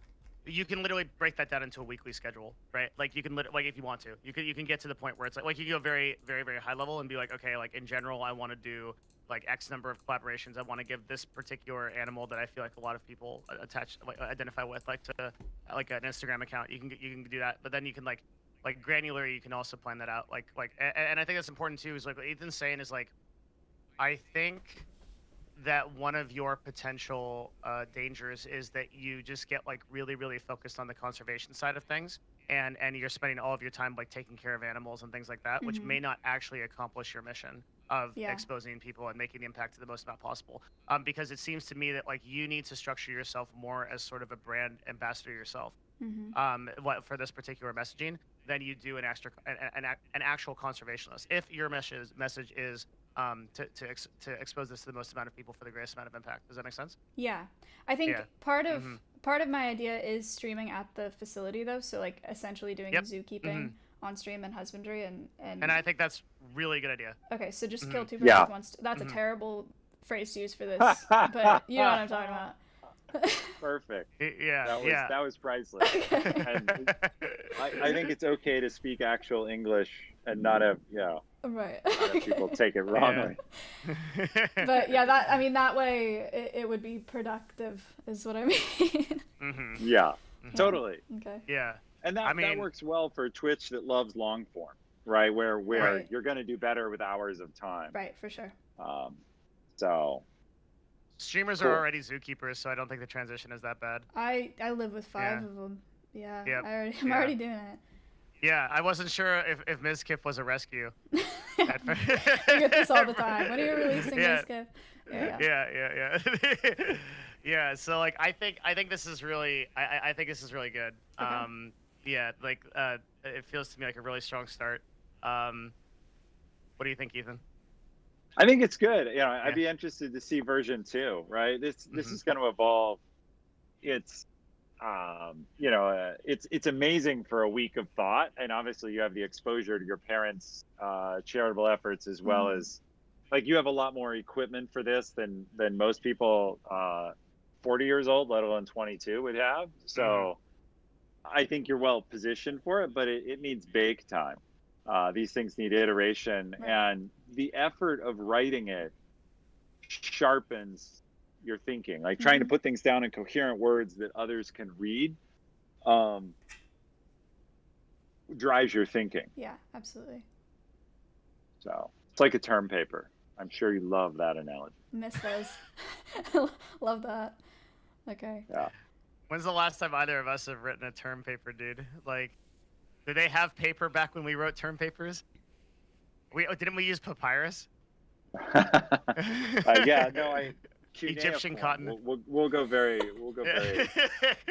clay tablets and little marks. Yeah, stone tablets. Okay. Made the word limits very difficult. Well, cool. I mean, I don't know. Like Ethan, I don't know if we want to take too much more of your time. I think this is amazing. Yeah, I think I've given the value I had at this point. I'd love to see it again. And Maya, I think what you're doing is really cool. You're right. There's a quote in your business plan. I don't have it in front of me, so I don't remember the gentleman, but about the idea that people only protect what they love. We believe the same thing about the work I do, and only if people are engaged with the animals, because how do you protect an animal you've never seen or heard of? Right. It's very hard to generate sympathy or empathy for animals and environments that you've never seen or heard of. And so there's this delicate balance between exposing them, and obviously using non-releasable ambassadors is perfect because you're not pulling an animal from the environment, but at the same time you're giving people the chance to be close to a living, breathing example of that species. Right. So I think the kernel of your plan is really great. Thank you so much for your time. This was super, super helpful. I really appreciate it. Hell yeah. Oh, you're very welcome. What's your Twitch channel? Yeah, how do we find you? It's Ethan Evans. So it's just my name. I'll be streaming later today after Devin's done. So nice. Twitch.tv/Ethan Evans. Yeah. It's I have an exclamation mark Ethan in my chat. You can always type. It's a permanent command. I have exclamation Devin. So our bromance is strong. But that's separate. It's incredibly strong. It's unbreakable even. Yeah. Yeah. Well, we ended up both in Seattle doing the same thing on Twitch, which is just weird. Like strange coincidence. So. And actually, yeah, that is weird. But yeah, same type of mission. It's good. Yep. All right. Well, it was a pleasure, Maya. I wish you great luck, and I'll keep track of what you do. If you need more advice, reach out through Devin, or if you have questions for me, I'm happy to help. Thank you so much. Thank you, Ethan. Nice to meet you. Have a great rest of your time there, man, and we'll catch up when you're back in Seattle. Sounds good, man. Cheers. All right, brother. Peace. So was that helpful? I mean, Ethan is amazing. Yeah. What a sick connection. That's so crazy. He's He's awesome. Yeah, he's totally incredible. Small I'm world, man. really glad that you got something good out of that. Yeah, that was super productive. Yeah, it's just like sometimes like I think like, man, if I just like I haven't ever done like conservation, that particular thing. Like I gotta like find someone that does. I want to bring on a CPA who's licensed in Texas, Sick. which should be really, really productive. I'm gonna use the bathroom real quick, and then we'll Same. do that. That's Okay. Okay, Chat, cool. enjoy. Let's do that. Your Alright. break. Yeah. Your break from the density. Okay. Intermission. Dude, that was like. Phew. It was a productive conversation. Go get snacks. I'm gonna go get my candy.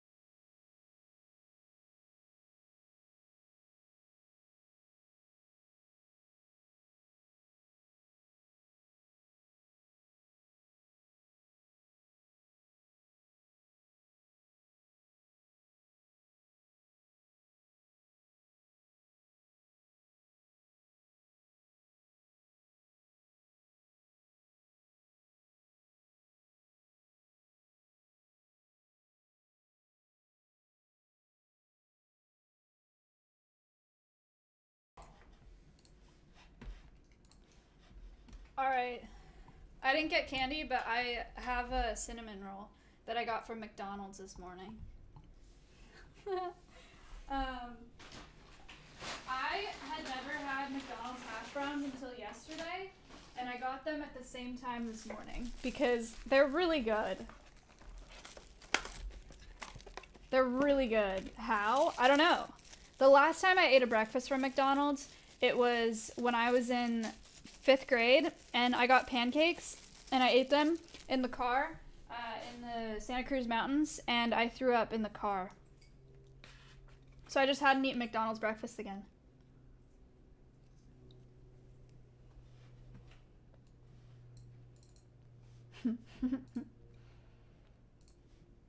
Oh, I am adding Ethan Evans as a friend. Please accept my friend request, Ethan Evans. Yo. Is she back? Nope. Yo. You guys haven't. Oh, hey, same time. Just gonna ask them if they're having fun. We're having fun. I'm having fun. I love this. Is my jam. I know. It Wait, really okay. is. Devin, you founded Yes. an esports org? A talent agency? Started a talent agency. I joined 2 esports orgs while they were still going, and sold one of them. Yeah, the agency we built. The agency we built from the ground up, Novo. Got it. Okay. Because I knew you were CEO, Andy, and did I already tell you this? No, tell me what. No, well, so I knew that I wanted to talk to you because you'd have good insight, but then I told my mom that I set up a call, or that we set up a call, and she was like, oh, what's his title? What does he do? And I was like, I actually don't know. So, I should have asked you that earlier. I forgot. Yeah, it's nebulous. I mean, I guess I'm like, at the end of the day, I'm co-owner of Novo, and also like I guess, and then I was the reason I get CEO Andy, I think the background on that is when I was streaming a lot on, and like LSF was clipping me a lot, like which finally has stopped. And that's, thank God. Like they would always clip me in some context of me saying that I'm a CEO, and I don't actually say it that often.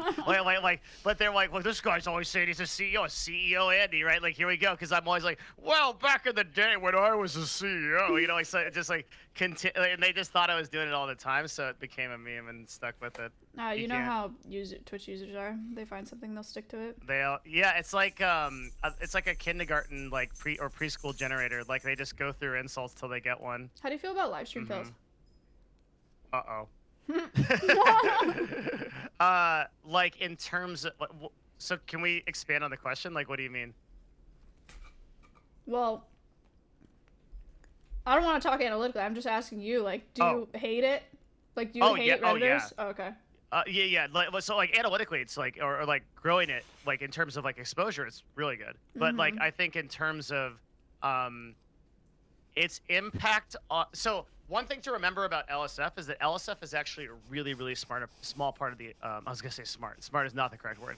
Small part of the Twitch audience, right? There's only about 1 million followers on it, and like the number of people that go to the website is like pretty insignificant compared to the amount of daily active users. So the I just think it tends to be very concentrated toxicity, and that Oh my God. bothers me. Yeah. You just very eloquently worded what took me at least a year to sort out in my head. Like, In what sense? just like you see negative comments on LSF and you're like, oh my God, my viewers hate me. And it took me so long to realize that even if I got a massive hate arc on LSF, my viewership probably wouldn't change. If anything, it would increase. And like my community wouldn't change because it's not my community talking shit on Reddit. It's a bunch of bitches. Yeah, exactly. And I think one thing, the only time this becomes a problem is if you build your entire brand off of LSF. So like, there's been, there's been some streamers that have. But here's the thing, right? Like you've had time to normalize, but there's been streams where like the streamer starts, they have. I don't want to like name specific streamers, right? But there's like several people that I've talked to offline that have this problem. Mizkif. And I don't know if Mizkif has this problem because I think he was like born in it. He's like part of the sludge monster. Like I mean maybe he does. Like you could speak more personally to this, but I don't know. But like there are broadcasters who have been built off of LSF completely, and then they sort of like turn back around and they're like, shit, my community sucks. And then they have to like dial it all the way back, and they have to like kind of significantly change their content. And I've had like a lot of offline conversations with people that have had this problem. And this is there's a concept in marketing Chat that's like knows. chat always knows. Yeah. There's a concept in marketing that's like good exposure like versus bad exposure, but in reality all exposure is exposure. Like So we should for get every ourselves person banned? Well, maybe. Or like you could like post something. The thing what I'm saying is like if there's a top Reddit thread of me and it says this guy is like a narcissistic, pretentious dick, like 99% of the threads are, right? Like I don't sweat that because for every one person that decides to write me off from that, there might be 5 or 10 to discover my channel and decide to check it out. Sure. Yeah. Yeah, that's a good optimistic way of thinking. I don't sweat it, but I also want to say, Maya, like I don't read it. Like I legit like I have. That's one the of the way to things go. I've done, especially in the past 2 months. Yep, streamers say they don't read it, but they do. No, yeah, I read it. Yeah, like I legit do not go on Twitter, Instagram, Reddit. Like I just live my life and try to create the most meaningful stuff I can possible. That's good because it doesn't affect been you a at huge all. increase. If I go on like Twitter or like Instagram, like I immediately get depressed. Like, oh fuck, like all these people in like successful relationships that are like way hotter than me, way richer than me, way more famous than me, talking about things they're doing that are way more interesting than what I'm doing. I had this issue. It's like, yeah. I only had this issue with DMs. DMs. Like What do you people mean? DMing me on Twitter and people DMing me on Instagram. And People I DMing me. finally figured out how to turn off DMs on Instagram. I had to switch the type of account that I had. But Yeah. that fucked with my mental. Just DMs. Comments and like... I mean, LSF comments bother me if it's a hate comment and it's massively upvoted. The ones at the bottom, I don't care at all. But the DMs bothered me for a long time, but now they're gone, so it's fine. DMs are, depending on like the content creator, can be like really, really, really toxic. For you, like I'm sure a lot of them can be pretty bad. I have some female creators that we represent in the agency, and we have co-email with them. So when somebody sends, yeah. So like for example, like actually I don't want to say particularly, but it's a very prominent female influencer that we represent, and her address is streamer@novo.tv, right? And so she gets a copy of the email, we get a copy of the email. Right. And the emails are fucking nuts. It's like, let me see your feet. You are a beautiful goddess. Or like it's just insane shit. And it's like Those ones don't bother me because I think they're funny. I had a hard time with Yeah. the like actual super invested people that were like, you do realize your stream's getting boring, like you haven't done this in a really long time. You're doing this and it's not working, and you're losing viewers, and then people that are like, you're cheating on your boyfriend. That's also kind of annoying, but that's less annoying. Oh, that's right, because you get the crossover from Mizkif's community too, so they take you personally if they feel like you're like affronting him in some way. Crossover. That's really annoying. So what I'm saying is, like, if somebody might actually like come at you, like not even watching your stream. They might come at you because of Mizkif. Oh, of course. Yeah, which is awful. Yeah, that's. I mean, people that DM me just tell me to die in a fire, and that's like fine. Like they're like, you're really arrogant, like very narcissistic. I'm like, yeah. There's no disagreement here. Yes. Yeah. Like that's totally fine. And like I turned off DMs as well, and I think it was like a big increase in my happiness. Mm-hmm. Yeah. For sure. I'm gonna get. Is it cool if I bring this CP on? Yes. She is super cool. So I think this will be another way to kind of talk through some of the more like logistic stuff. I'm gonna add her right now. All right. I don't know what I'm talking about. Let's go. Neither of us know what we're talking about on this thing, so that's why I'm. Oh, actually. Oh, fuck that. That wasn't right. Sorry. I'm like learning Discord and such a.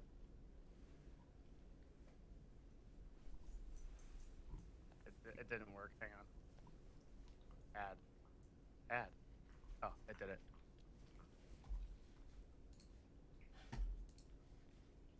Shelbs. Hey. Hello. Hey. How you doing? Doing well. How are you guys? Very, very good. Shelbs, this is Maya. Good to meet you, Maya. Hi, nice to meet you. And Maya, this is Shelbs. Shelbs is a certified personal accountant in Texas. Nice. And also like an avid member of the community. And so I thought she could impact this and help. That's super Sure. easy. So just to level set, I haven't read your business plan and didn't catch the start of the stream. Okay. But happy to help how I can. Thank you. What? So, Yeah. I was just gonna say like the general idea. Yeah, let's do that. So generally, my idea, my plan, my hope is to build a facility where I house or provide permanent sanctuary for non-releasable educational ambassadors, so animals with a permanent injury or a permanent handicap or confiscated from the illegal pet trade, and train them to be ambassadors for educational outreach programs. So bring them out to programs and teach people about them, and then collaborate with other creators, YouTubers, streamers, what have you, so they can meet the animals and share the conservation messages with their audiences, so we can maximize our impact that way. Okay. And so you're thinking about turning this into a business, maybe a nonprofit? I would really like for it to be a nonprofit, but we talked before about how confusing that gets with taxes, because I would want a lot of the content would be on my channel. And so I would be making money through like subs and bits while using the assets of the nonprofit, which is confusing. Yeah, so there are kind of two big distinctions between it being your personal thing, a business, and then a nonprofit. Okay. So the purpose of turning anything into a business instead of it just having your personal income is really from a liability standpoint. So say in the unfortunate scenario that someone tripped and fell while they were visiting your animals, or one of your animals got hurt or hurt someone, right? You wouldn't want that person to be able to come and sue you directly. Right. You would want to make sure that that stays in the confines of the business. Okay. So that can be as simple as setting up an LLC. Okay. When you look at wanting to get things like tax advantage, being eligible for certain grants and stipends that government entities offer, that's when you want to be a nonprofit and have that 501c3 distinction. Okay. I think the complication we're running into is if she has a she is going to operate her broadcast as both a business thing, like for profit, as in, that was a terrible description. Holy shit. Take two. Like, she is going to try to operate her stream as both a for-profit entity, as well as have a component of that stream be dedicated towards a non-profit. How do we differentiate those things? Is that differentiatable? I'm not sure what the capabilities of the Twitch backend are. My assumption would be that you would need those to be different channels if you're wanting sub income to be able to go to the nonprofit. One way you Okay. could look at doing it is subs would be personal income for you, Maya, and then you would have a donation link. So instead of using Stream Elements or whatever you might be using now, right, going to you, it would go directly to whatever company you set up. Right. So that would be one way that you could run both on the same stream. The big issue that you'll run into with some of this overlap is the commingling of assets, and you want to limit that as much as possible. Okay. Does that make sense to you? What you're saying? So say you kept your donation link to where the money would go into your personal account first, and then you wanted to send that money to your business. You, as a person, as an individual, would still get taxed on that money. Right. Whereas if you can have it go directly to your business, then you don't personally get taxed on it. Okay. Wait, so backtracking a little bit, I'm reading your notepad, Devin. Yeah. Subs would have to be different. Subs may be personal income, and the donation link goes directly to the 501c3. It seems so. What Shelbs is talking about is that it seems to me also, and this is my perception as well, that like, okay, how do we differentiate that a subscriber is subscribing because they want to support the conservation effort or because they want to support you, Maya, the streamer? This is a very murky. So the core concept here is if we are going to have two entities kind of be a part of the same thing, we need to be clear about what income goes where. Okay. So if somebody subs and like that money goes to you personally, that is taxed as income. That's income. That's taxed by the federal government, not state, because you're in Texas, but like it's taxed by federal.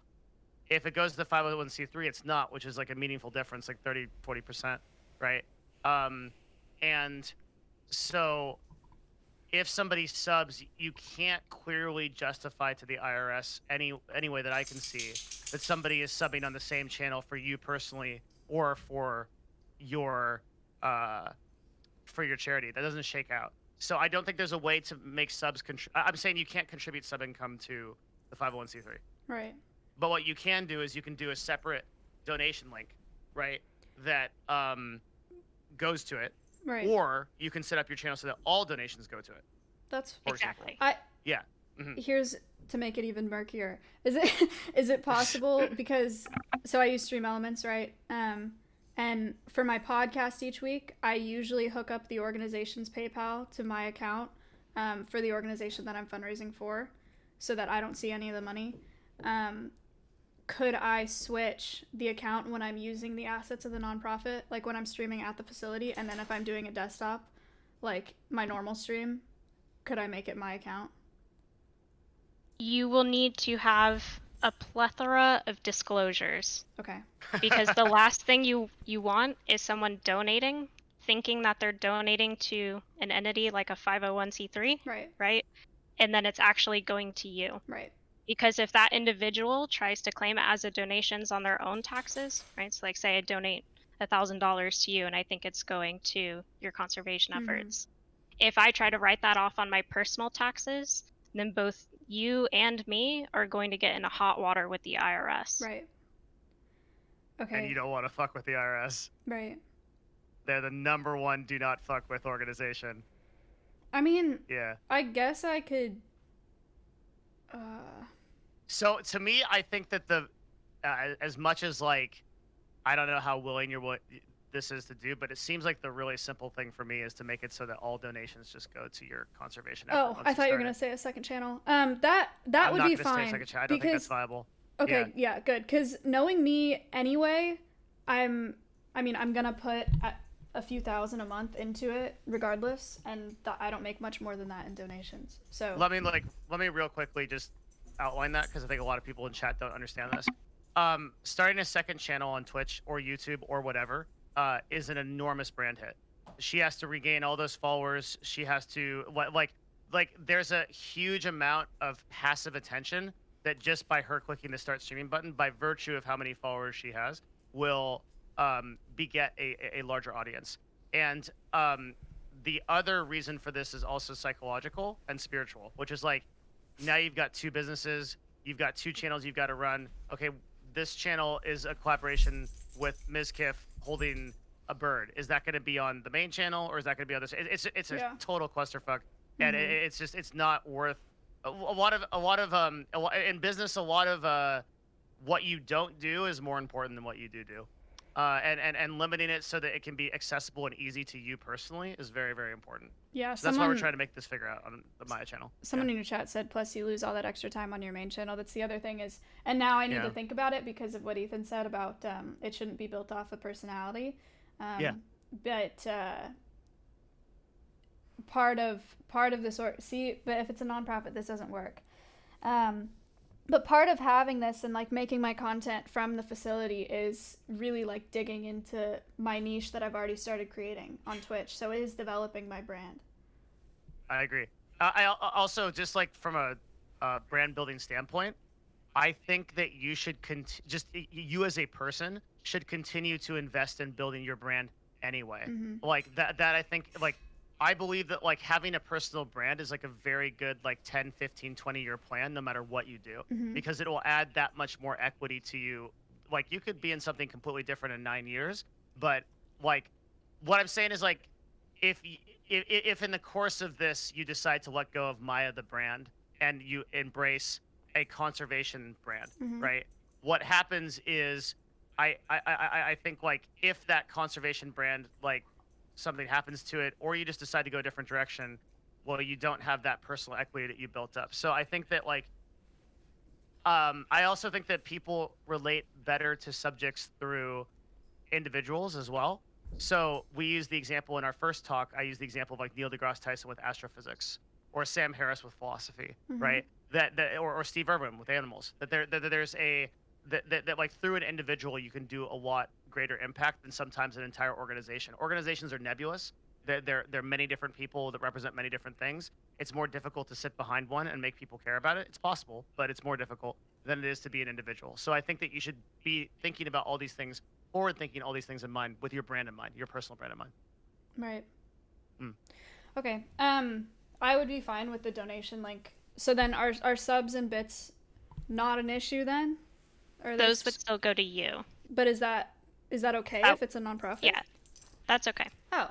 No, wait. So what she's saying clearly is subs and bits do not ever. Let's think about this in terms of where the money ends up. I think that's productive, right? So I mean, physically where it ends up. So if somebody donates, maybe that goes through PayPal and it ends up in a business checking account that is labeled nonprofit for a 501c3. Okay, that's where it goes. Sub and bit donations, sub and bit donations. Subs get paid via ACH and bits actually also. So all that, advertising, sub, and bit revenue gets paid, I think, like once a month by Twitch, and it gets paid through ACH to a totally separate bank account that is either your personal account or your LLC that you've set up to represent your brand. Does that make sense? Yep. Yeah. So the point being that money never goes into your personal account. And then that makes it very easy for a CPA to look at it and say, okay, everything in this is one of the reasons why, like, for me, right? If I spend something on my business and I buy something that's a business expense, I put that on a separate credit card. Right, Sam. And then at the end of the year, and then if I buy some like groceries or some shit, I put that on my other card. At the end of the year, I have an LLC, and so at the end of the year, I hand my CPA. I need a CPA, so I will hand my theoretical CPA the bank account of my business. All that, I just say, write all that off. That's all business expenses. Yep. Easy, right? And then I take my personal stuff. That is going to be taxed personally. This is like step number 1 to like being financially like aware, is like you separate those two things. So you would do that in the same way with your Twitch channel. That money that gets donated would never ever hit any kind of personal account. Right. Just go straight into the charity. Which is fine. But so Okay. is there I'm fine with that. Just having a donation link that goes into an account or that's transferred into an account for the nonprofit, fine. It needs to go directly to the nonprofit account. That's right. That's what I'm If saying. it touches your personal accounts, You're fucked. you get taxed on it. Right. Yep. So if it's like done through Stream Elements and I link up a PayPal that belongs to the or is run by the nonprofit, like info@name.org or whatever, then that's not an issue. Then I just transfer it into the nonprofit's account from Stream Elements. Yep, it'll Okay. go as long as it goes directly to the nonprofit account. Yes. Okay. So with subs and bits, Devin, what you were saying about like, are they subbing to support me or are they subbing to support? So, also shelves. Is it a problem that? Sorry, real quick. Just like, I'm gonna answer that in a second. But is it a problem that does Stream Elements act as like a bank account effectively or an account in some way, or does it just matter the money just ends up? There's SE Pay. So Yeah, so Stream Elements probably takes a little bit like off the top, right? I assume they take some sort of cut. Yeah. They take some transactional fees, some negligible amount. Yeah, I think it's like 2 Yeah, or 3%. that's fine as long as it goes directly to the nonprofit. Okay. Okay, so the way that this is structured is subs, bits, and revenue paid by Twitch. Those would go This- to Maya's LLC. Goes to Maya's well, if she has one, or I don't personal have one account, right now, right? but Yeah. Okay, Maya's personal. Most streamers don't have LLC shelves. Yeah. Don't this tell me is that. Wait, what? Yeah, they don't have them. Miss has one. Miz has one? Subs, bits, revenues paid by Twitch goes to and then the actual donations are, so I guess these end up in a Stream Elements Stream Elements to account. Yeah, and then 501c3. go straight to a 501c3. Is there some kind of a specific account that is for 501c3s, or just a bank account, like checking account? It's just a standard checking account. There's a process that you have to go through in order to get that distinction at the federal level and the state level. And we can talk through that if you want. Okay. Maya. I don't know. I mean, I don't think that's something that I need to look into right now. But down the road for sure, I'll need to know about that. But we understand how income's gonna be split up, right? Yeah, but I'm still. So is it not an issue that the subs and bits and revenue go to me, even if there's that murky, like, are they supporting me or are they supporting my conservation stuff? You know, like, how do I make that disclosure when they're subbing? I can't do like a pop up when they sub. Right. So say you have a donation link, right, and you have some sort of command in chat, or it's a panel. You would want to make sure that on that panel or in some sort of tag with that donation link that you clearly outline that it's going directly to this not-for-profit and not to you, Maya, the streamer. And then in that donation link, I can just say like subs and bits go to Maya, and that's enough of a disclosure, even if they don't see it like when they sub. So it being your channel, like Maya's channel, Right. is the distinction that you need for the subs, bits, whatever. The distinction that you want to make is for anything that happens outside of Twitch. Okay, that makes sense. So for bounties, it's not an issue either. That's just through Twitch. I assume that's paid out the same way as other Twitch income. Yeah. Yeah, the key is to think about how it's being paid out, because Twitch is paying you directly through ACH, and subs, bits, revenue, advertising. That all goes into that.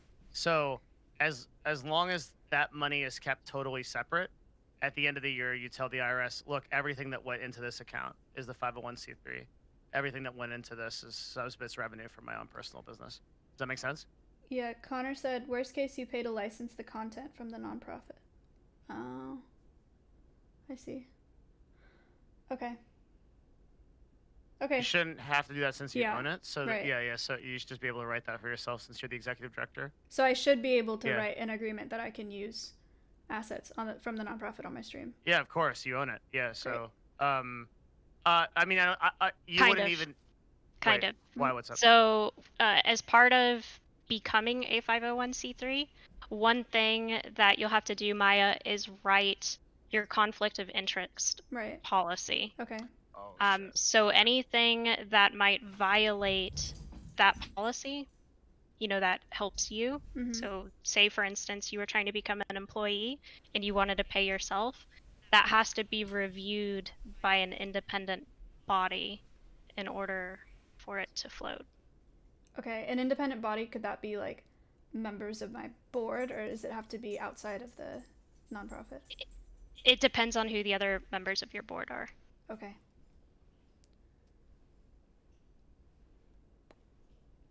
I guess think about it this way. If they too would have a conflict of interest, they're not independent, so you wouldn't be able to use them. Right. Okay. That makes sense. Okay, I'm trying to think of what other questions that I have for you. Go ahead. I have 3 big things, but just want to make sure that like payment is totally like understood. It makes sense to me. Okay. Yeah. Shelby, do you think there's anything more on payment? For payments? Yeah. No, the big thing is just make sure that you don't intermingle those assets, because once you start doing that, if you have the nonprofit distinction, there's a good chance you lose it. Okay. Can we talk a little bit about board of directors, like how that looks? Yeah. For sure. What about it? I'm talking to Shelby. Oh. Yeah. Yeah. So whenever you are actually setting up your organization, and regardless of whether or not you go the nonprofit route or just a standard business route, at a minimum you want an LLC. That's just to remove you from liability concerns. But in Texas, you're required to have 3 directors as part of your nonprofit. And they really need to be independent to some extent. So that means like you don't want to have your mom and your dad, right, as the other 2 members. You want them to be knowledgeable about whatever sort of business you're trying to run, but so long as they don't have that familial connection, you can get by with just 3. There's no residency requirements, so they don't even have to be in Texas. Okay. Beyond that, you do have to have what's called, the state of Texas calls it a registered agent. That can be one of those people, that can be you. This is essentially the person who's going to receive like any sort of legal documentation. And that person has to have a Texas address. Okay. Maya, Mizkif, and Mitch done. No. No. Oh God. Definitely Jesus, not. No. Hard no. Yeah. Good Lord. That's the fastest way to tank a organization ever. Was it?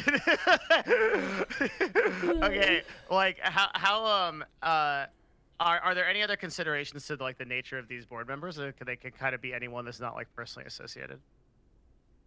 That's really the only thing that the state of Texas is going to be worried about whenever you're filing your articles of incorporation. The rest is just really up to you, right? So just like any business, you want people who are going to contribute, who can help out and do their role. Okay, for sure. Yeah. Okay. Great. What are your thoughts on Texas state government programs that might help her out? Because I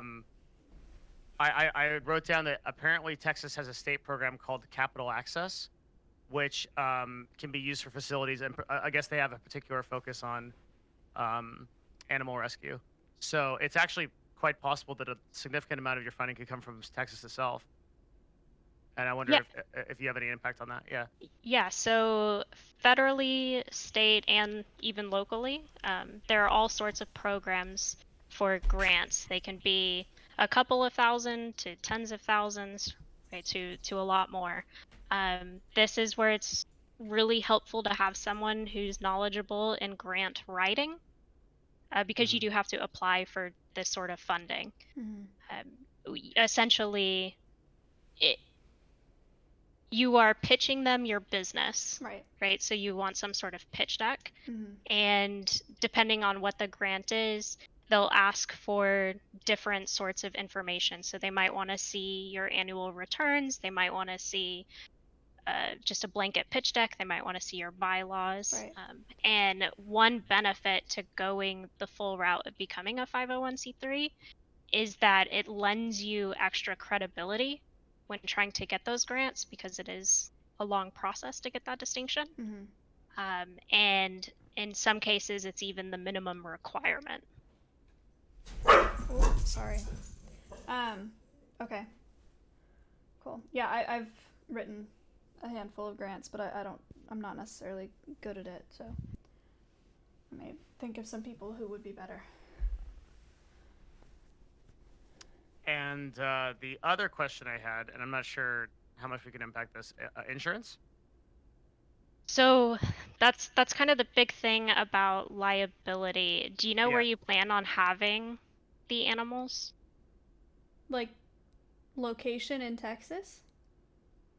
Is it like where you personally live? Are Yeah. you going to have a business location? Well, a separate location near where I live, so like Central Texas, but separate site. Okay, so same thing as after you set up your business, you're going to want to try and get different sorts of insurance for that business. There are a plethora of different types, right? So you're going to want insurance that covers your business itself. So that's your property.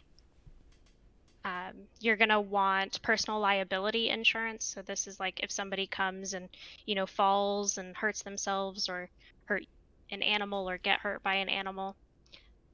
You're going to want umbrella insurance that basically covers all sorts of different things that might happen on your property. Okay. General liability can be pretty good as well.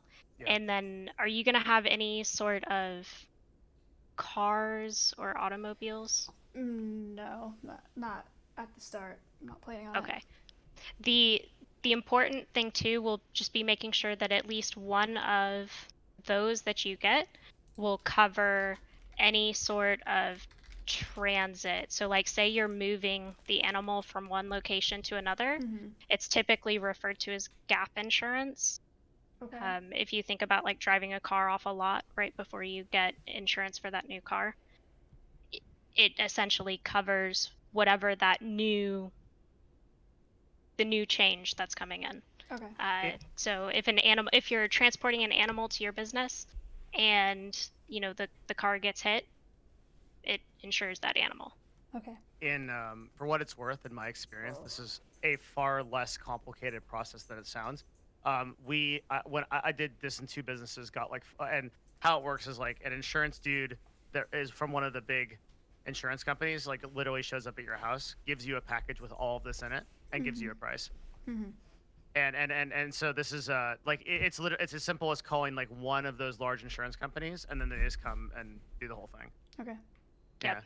I think on stream I heard you mention bringing some of the animals to different events. So you just want to make sure that those sorts of things get covered as well. Okay.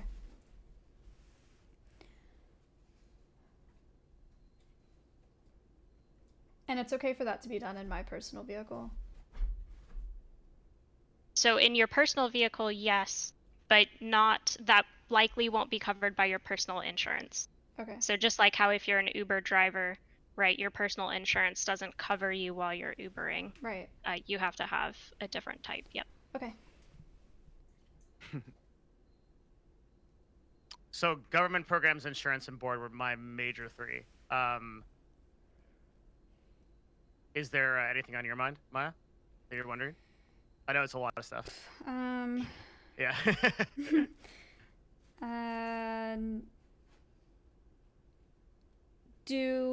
This is kind of a small thing maybe, but if people are donating to the stream and it's going directly to the nonprofit, does there need to be a system where they receive an email, like a tax letter for that donation, or can they just write it off? So they'll need to get some sort of receipt. Okay. That's fairly standard for larger donations too. So if you're talking about trying to get, funding outside of Twitch, those sorts of players have to have evidence that they donated to a charity And in order to be able to write it off. Sorry. Okay. Is the PayPal email that you get when you send money sufficient, or do they need to get a separate tax letter? The PayPal one, so long as it's your non-profit PayPal, Right. it should be sufficient. Okay. Cool. But keep in mind that that also requires you to be a nonprofit. Uh-huh. You can't advertise yourself as a 501c3 unless you actually have that distinction. Yeah. Okay. Okay. Which takes some. It applying takes for some stuff, time. Yeah. Yeah. Okay. Time and money. It's, I think last I checked, Zoom Legal, which is, just a company that does basic legal forms, they'll do it for 500 to 1,000, but It's not bad. it takes a lot of time to go through it. So you have to do it at a federal level, and then once you get that distinction, you also have to claim it with the state of Texas. But I will say one pretty large caveat is if you make income for the charity doing something that's outside of the charity's mission, right? So let's say you sell some sort of merchandise that doesn't fall within the confines of the business, then you are still taxed on that. Mm-hmm. Okay, that makes sense. So if she sells like shirts or like product that's like attached to the business, that's still taxed? If it's attached to the business, no. To the If it's 501c3, yeah, okay. yeah, if it's outside of how the business operates, then yes. Right. And So if that it's like that can get a little murky depending on the business. yeah, so if that's like Maya's like personal, like she does like a merch line or something, then that's the personal income. But if the actual 501c3 does a merch line, that's not tax. Yeah, I get it. Okay. Yep. Yeah, Maya, it just comes down at the end of the day, I think, to separating as best you can. I mean, like, never use the same credit card to like make a business expense for the animals that it's going to be for, like, right? It's just sort of a conscious separation of that, Right. so that you in your mind need to sort of split up those two entities, and everything you do, like, you don't want like $1 to transfer over between the two or anything like that, or it gets like way too complicated. And this is no different really than anybody that's like trying to like separate business and personal expenses. This is something that's like pretty common for people that are I'd say like a high net worth. Like they need to consider like, okay, or people that have a lot of business expenses, I'll say, not even necessarily high net worth. There's people that run businesses, run LLCs, and need to run a lot of business expenses, need to think about their tax burden in the same way. And I think this is relevant, just as even more important for you, because you're actually trying to maintain, or you will be trying to maintain, a 501c3 status, which, like as Shelb said, you can lose if you are not conscious of this. Yep. Yeah. I don't think I'm not too intimidated by that task, so that's a good start. Yeah. It's a good sign. Yeah, it seems totally doable. When you go to set up the second account after you file your articles of incorporation, so that's you officially starting a business, right? Not even nonprofit, but starting a business, you'll receive something called your EIN. I don't remember what that stands for, but similar to how you have a social security number, your EIN is like your SSN for your business. And you'll use that when setting up your business accounts. Okay. It's like it's basically a separate number you can put on everything, and you also use it to file taxes. Okay. Because that's another important thing. You'll have to file taxes twice, right? Because you'll be filing taxes as your 501c3, and you'll be filing. I guess you don't pay taxes 501c3, but you still have to file. Right? It's a Form 990. It's essentially your. Well, I just got that. Yeah. Yeah, your budget, your accounting for the nonprofit. And if you miss filing that, you can also lose your nonprofit distinction. Okay.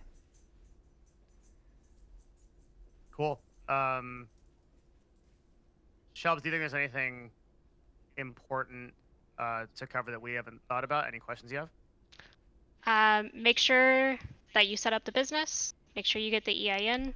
Keep all the assets separate. Make sure you get any sort of business licensing and permits that you need as well. Okay.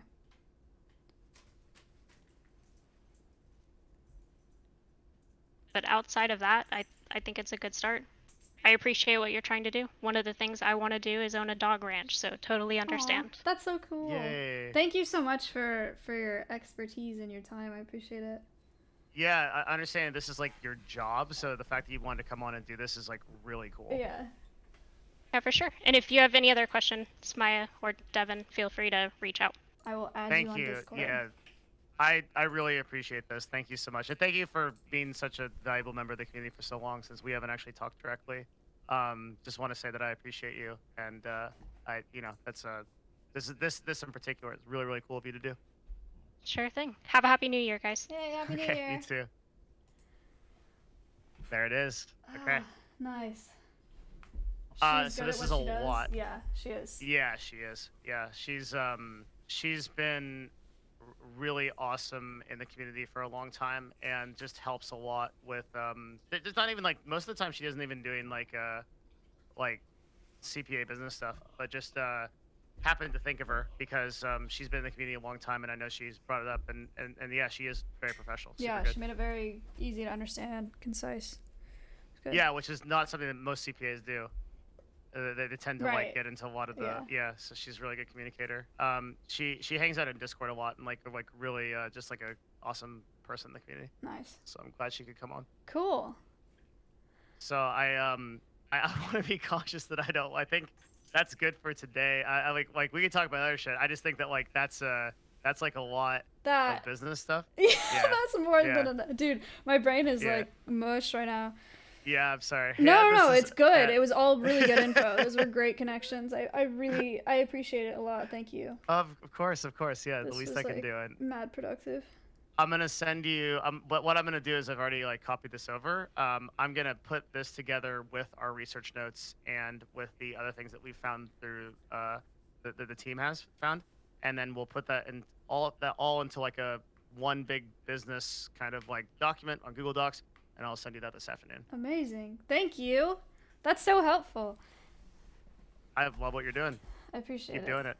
Yeah. Dude. Good stream. Yeah. Are yeah. you gonna Very keep? good. Are you gonna stay live? I am for a bit. Yeah, I've got to do podcast notes and like a couple other things, so I'll be on. Podcast notes. Oh, for Yeah, train? for train, yeah. Nice. Even though we never use them. I was gonna say. I didn't realize you guys had those. We do. It's just like I don't know. It's because like occasionally it's one of those things like when you do need them, you really need them. For sure. No, You know what I mean? Because like if like the whole conversation dies, and then it's like, well, what the fuck are we doing now? Like we gotta So I always do them every Thursday. Yeah.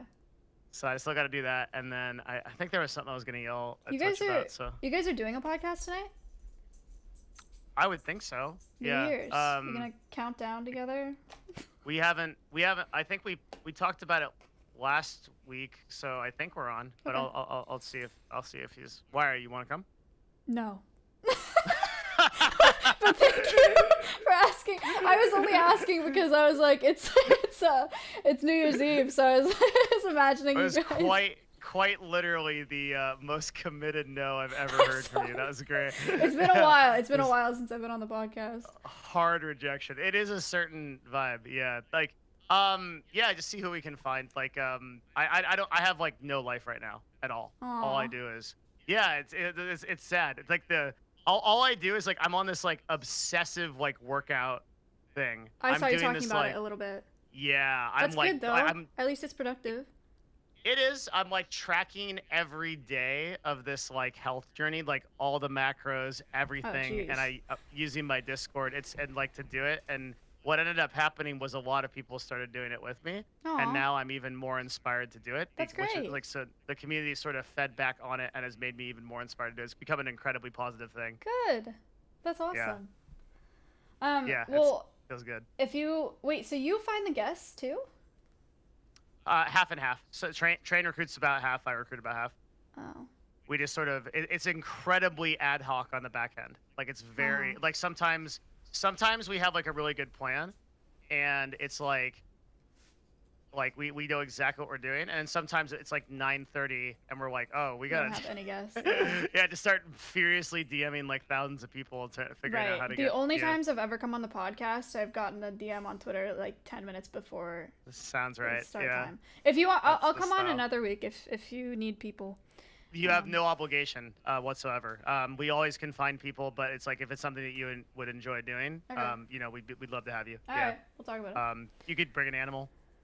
Yeah, I'll sit here with my Yeah. bird, talk Talk about about it. No, dicks. serious. Yeah, whatever. Sounds great. Yeah, it's a different kind of energy for sure. I like it because it's those kind of things that like don't make me too serious. You know, I like if I go too far down the rabbit hole of like the CEO Andy, then I think I ostracize myself. So like I like that. I like having that vibe. Yeah, I totally agree. That makes sense. Yeah. It humanizes it. Yeah. You know. Okay. Thank you. I cannot thank you enough for this entire thing today. This was like so helpful. It's truly my pleasure. Seriously. One of the things that the whole reason I started on Twitch was because I wanted but the whole reason we started an agency was because I wanted to help impact things. I feel like Twitch as a platform is a place where people can make a difference and like impact things, and I see like such beautiful things come from it, like the money that you've raised for charity and for your initiatives, and as well as a lot that goes on platform wide, like individual broadcasters, like Pestily, that are raising literally hundreds of thousands of dollars for charity. Like this is a beautiful platform that we can do this for live events on, and I think it's really important to pay attention to how certain influencers use it, and you're a person who's using it in a way that is incredibly honorable, and I just want to be a part of that in any way. If you ever need anything, I'm at your service. Twitch is an Truly. untapped reservoir for doing good. Yeah, it can be, and it should be, and it ought be. And it's people like you that make that possible. I appreciate it. Thank you. That's why I'm teaming up with Make-A-Wish too. I got to meet them because Matt did a fundraising stream for them, and then I helped them with an event, and so now I'm gonna act as like a liaison between Twitch and Make-A-Wish, and hopefully pair up some streamers with some kids and wishes and whatever. That is really cool. I had no idea that you were actually involved in that. Pretty neat, huh? I'm still in the process, but they do a very, very thorough background check for the governing board. So, but yeah, that'll be a part of my 2021. Well done. I'm so proud of you. God, like, man, I was like, yeah, like the age thing was more because I just can't believe that somebody at your age has accomplished what you have. Just keep going. It's so cool. Yeehaw. Thank you. I don't know what to say to that. Yeah, yeehaw was fine. Good job. Okay. Yeah. I appreciate it. Yeah, keep it up, and if there's any way I can help you, let me know. Okay, I will let you know. Thank you so much for taking notes and for sending that to me. I will use it, and I will keep you posted. I'll send it to you later this afternoon. I have added your glorious connections on Discord, and cool. Yeah, we're rolling. I'm super excited. Good shit. Keep it up. All right. Thanks, Devin. Have a good stream. Talk soon. All right, later. Bye-bye. Yeehaw. Dude, my brain. Anyone else? Dead? Anyone else brain just dead? I love that stream. Fat King, for the type of viewer that you are, I'm surprised, but I'm glad. Need more coffee. I haven't had any coffee today.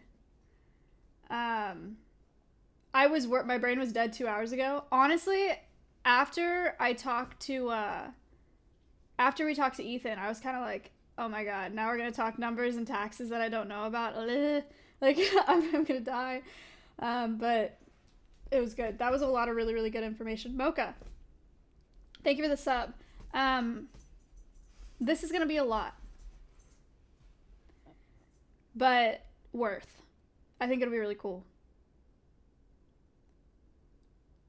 I am super committed to making this work, and I think it's just a brilliant opportunity. I think it's gonna be really cool, and I know that I can get lots of people behind it. Crowd, thank you for the sub.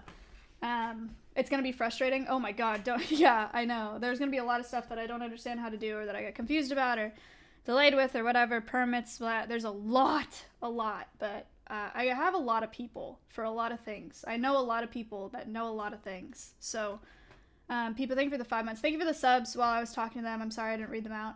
And I have time. Yeah, this is why I'm writing a 3-year plan. And even if 3 years doesn't end up being long enough, I've been dating Matt for 1.5 years. I'm patient as fuck. So That's not going to be an issue.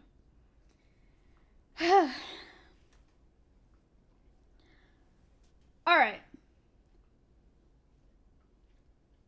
Tonight, you can always extend. Yeah, for sure. Oh my god. I'm replaying it because my alerts were muted. People Pug, wow. Call me Nelson with $100. People Pug, wow. I replayed the wrong alert. Wait. Here it is. Dude, you got money. Call me Nelson with Hey Maya, $100. here's some money for the vets over at the rehab center. Also Happy New Year. Thank you so much. Oh, I didn't even realize that the gift was... I didn't realize what the gift was. Alright. Not pets. It's fine. It's fine. People Pug, wow. Chim, thank you for the sub. I would stay live, but dude, I mean, my brain is just fucking fried. I gotta go just like sit and scroll through Twitter or some dumb shit. I just have to stop thinking for about an hour. But I am really, really excited by that stream. I know that it was kind of dense, so I'm sorry if it was like boring or kind of hard to listen to, but again, I really just want to include you guys on as much of the process of this as possible, because honestly it's as much yours as it is mine. It would not be a thing if it weren't for you guys and if it weren't for Twitch. So if anyone wants to be included on the process, I want to make that accessible. So freaking educational. True. Yeah, I learned a lot. And my god, those connections are so great. A CPA and Ethan, like, so specific and so relevant to what we're talking about. Like, how random is that? Like, what a small world. But that was awesome. And he seems genuinely willing to help, which is wonderful. So, yeah. I'm gonna go. I'm gonna host the Botez Sisters. I will be live, or no, I won't be live. I'll be at S-Fans tonight. I don't know if he's calling it a party. I don't want to call it a party for obvious reasons, but it's just, I mean, I think it's gonna be like 10 people. I don't know. Miz isn't going? Really?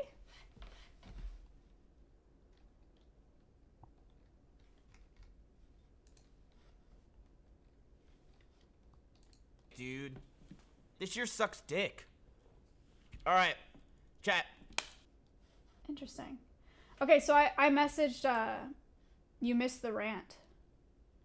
People Pug, wow. What hate thread? Is it the one from Jake?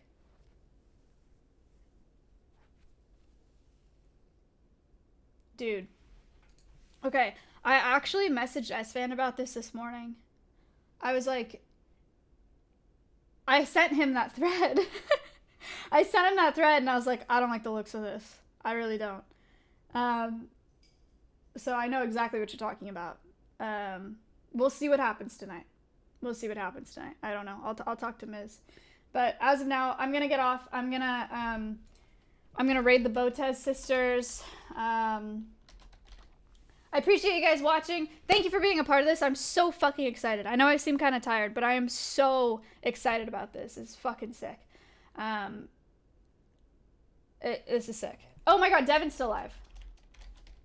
Devin Nash. Connor, I am going to call you at some point, probably after the new year, to talk to you about this because I value your opinion. And I'm probably going to ask you to be on my board. So get ready for a call from me, and then I'm going to rant about animals, probably. I will see you guys tomorrow at 2 p.m. CT for the Conservation Cast. Conservation Cast is with Dr. Derek Hennon. He studies millipedes, so that's what the podcast is on tomorrow. It'll be really cool. We're raising money for the Nature Conservancy, which we raised money for before. So that'll be really great. See you tomorrow. I'm free flying Ori the following day. Holy shit. Alright. I'm free flying Ori on Saturday. Alright, I'll see you guys tomorrow. Bye. Or maybe tonight. I don't know. We'll figure it out. Thank you. Thank you for the bits and donos and everything. Appreciate it. Bye.